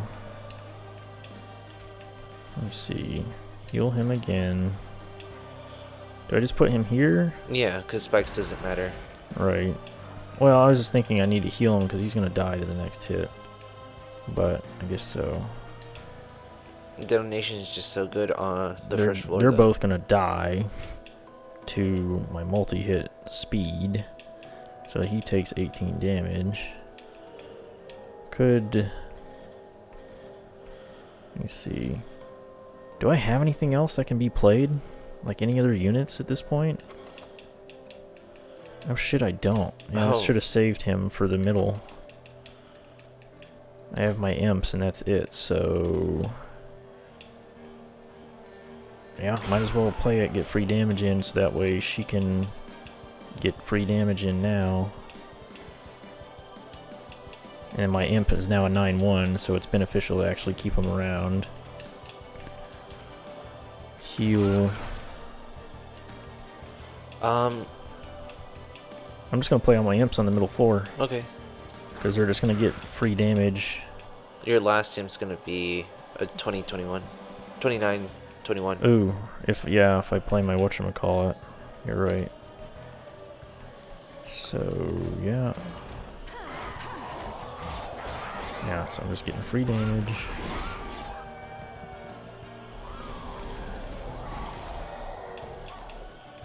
Right. Yeah. Correct. Okay, cool.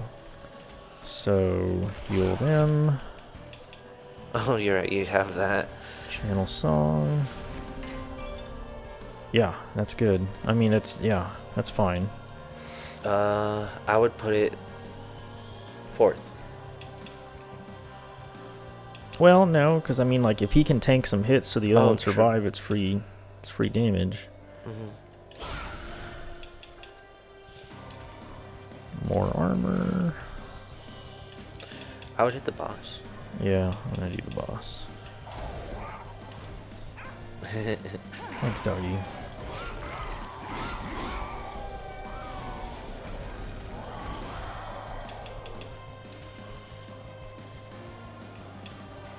Just keep healing him. If you want. What? No. No, what? Yeah, I was like, if you want, you can do that, but like. Yeah, I'm sure, because I'm like, he's pretty tanky. Provided shit goes down on the next couple floors, I need something else here.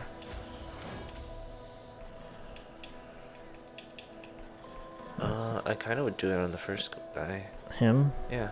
I guess so. 49 armor. So they're all gonna die. It's gonna take 53 damage. I think we might be okay. I'm already doing 220 times 2. Yeah, that's So I'm really strong. I'm gonna be doing 440. And all that's holdover. I just don't know how much damage he's gonna do because he attacks 3 times. But it's gonna take him a second just to get through these guys. So, yeah, I think we're good. I hope. Yeah, and he's dead. This is actually gonna get me pretty close to full health. You can heal the top guy. Gonna heal the top guys. Warp. Free damage, free damage. Yep. Game. Game on first floor. Yep. And just heal root seeds. Archer shields, heal. That's what we're saying, like, you get dudes that are just buff that take all the damage, and you just have somebody that can do a bajillion damage behind them. That's how it's always worked out for me. Wow. Yeah, a little clippy of that. So that's my 7th win. Hey, I hope. With the help of Jose. But yeah, I mean, that's pretty much the game. I know it took 2 hours. Not much of a quick look, but I think that's pretty indicative of the entire experience. Unfortunately, it worked out in our favor. I was ready to quit after the first stage, honestly. It was a pretty rough start. And So as you see, Covenant rank 7, this means basic enemies are going to have additional attack. And now by having one with a bunch of cards that I hadn't used before, they continue to get gold frames. Get extra level for Hellhorned. Transcend Imp. When played, repeat all summon effects triggered so far this battle. What? Oh yeah, I have this one. That's pretty strong. Almost got both levels out of it. And there's also win streaks, so if you were to win multiple times in a row, that's cool, I guess, if you're into that. I guess my Awoken, almost all my cards are golden. Stygian and Awoken are my primary two. Yeah, I don't know. I've just been trying to get stuff going with Umbra. Like, I've been really, really trying to... But like he's mentioning here, so you can see all of the cards that you've won with over here are your golden ones. And then, so that means I've got about 1 over half, I've got more than half, less than half, so on and so forth. I still have 2 yet to be discovered, 2 yet to be discovered, 5 yet to be discovered, and there's 3 clanless cards I still have yet to even discover. And like most roguelikes, of course, you can just go through and look at all of these at any given time. You can see the different upgrade paths here for your champions. So as you can see, I've upgraded in Wrathful all 3 times. I've upgraded in Reaper twice. I've upgraded in Brawler twice, but I've not gotten to see what the 3rd upgrade is. Because to get the 3rd upgrade, you have to go purely that path the entire run. Which typically I've tried to do. So as you can see, Imparade 3, Cultivating 3, Conduit and Chillwind 3. Still haven't won with that character though, so as you can see how that worked out. Cold Channel, Titan Channel. That's interesting because I think I won with Soul Guard already, so I don't know why it's not showing the golden frame. Oh, I guess it doesn't show the golden frame here in general because none of them have it on them. Okay, fair enough. Monstrous and Glutton. It was really easy for me to win with this dude, by the way. Like, it was maybe my second... I almost won with my first run outright, and then I fucked up at the end. And I think I won my second one, like, just outright. What is Trample? Trample, when it does damage, if there's any leftover damage, it puts it onto the next card, or the next enemy after. Oh. So that means if the first enemy took 120, it would apply 50 to the next guy. If there's leftover damage from that guy, so say he only took 2, it would apply 48 to the next guy, and so on. I guess Umbra is like my least played class. I like Umbra. Like, I like this guy especially because he just seems like a giant asshole that just, like, again, like lifesteal and Gorge with morsels is just ridiculous. And I've tried really hard to get this one to work, and I just can't figure out how it's supposed to be beneficial because he is essentially getting eaten by your regular units, and he can apply a decent buff, as you can see, to the regular units, but obviously that means you need a regular unit that can really benefit from him, and you have to keep that. Essentially, your regular unit becomes your champion, where you're protecting this thing the entire time. It's just weird. Like, I've yet to be able to find like an effective strategy using this champion. And then Burnout's great. I hate burnout shit. I just, like, it's good, but the whole play style of this last Remnant? Yeah, whatever you want to call them, I just don't like. Because essentially the entire play style of this clan is, there's like 2 or 3 different things. You can play around gold for some reason. You can play around stealth for some reason, even though I've only, like, there's only one guy that has stealth that I've found this far. Assassin pirates. Right. And then there's essentially, you want to kill as many of your units as often as you possibly can. I guess the reason why I like this class so much is because they have a special trinket where your first card that you play becomes endless. So your champion can be endless. Right. And it keeps all of its buffs. Right. And you can have like a 178 unit that just doesn't you get die. back. Yeah. That is good. Oh, and yeah, like I hadn't even looked through here, so it looks like still missing an artifact from the Hellhorned. Still missing quite a few from them, the Remnant or whatever. Yeah, Melting Remnant. And then missing one generalized one. And so I guess that just means I need to keep playing the Melting Remnant, because I want to build the Stealth class, but I just have never gotten a chance to do it because I've never had enough cards to make it work. But anywho, yeah, I think that's a pretty good example of what this game has to offer. Thanks, Jose. No problem.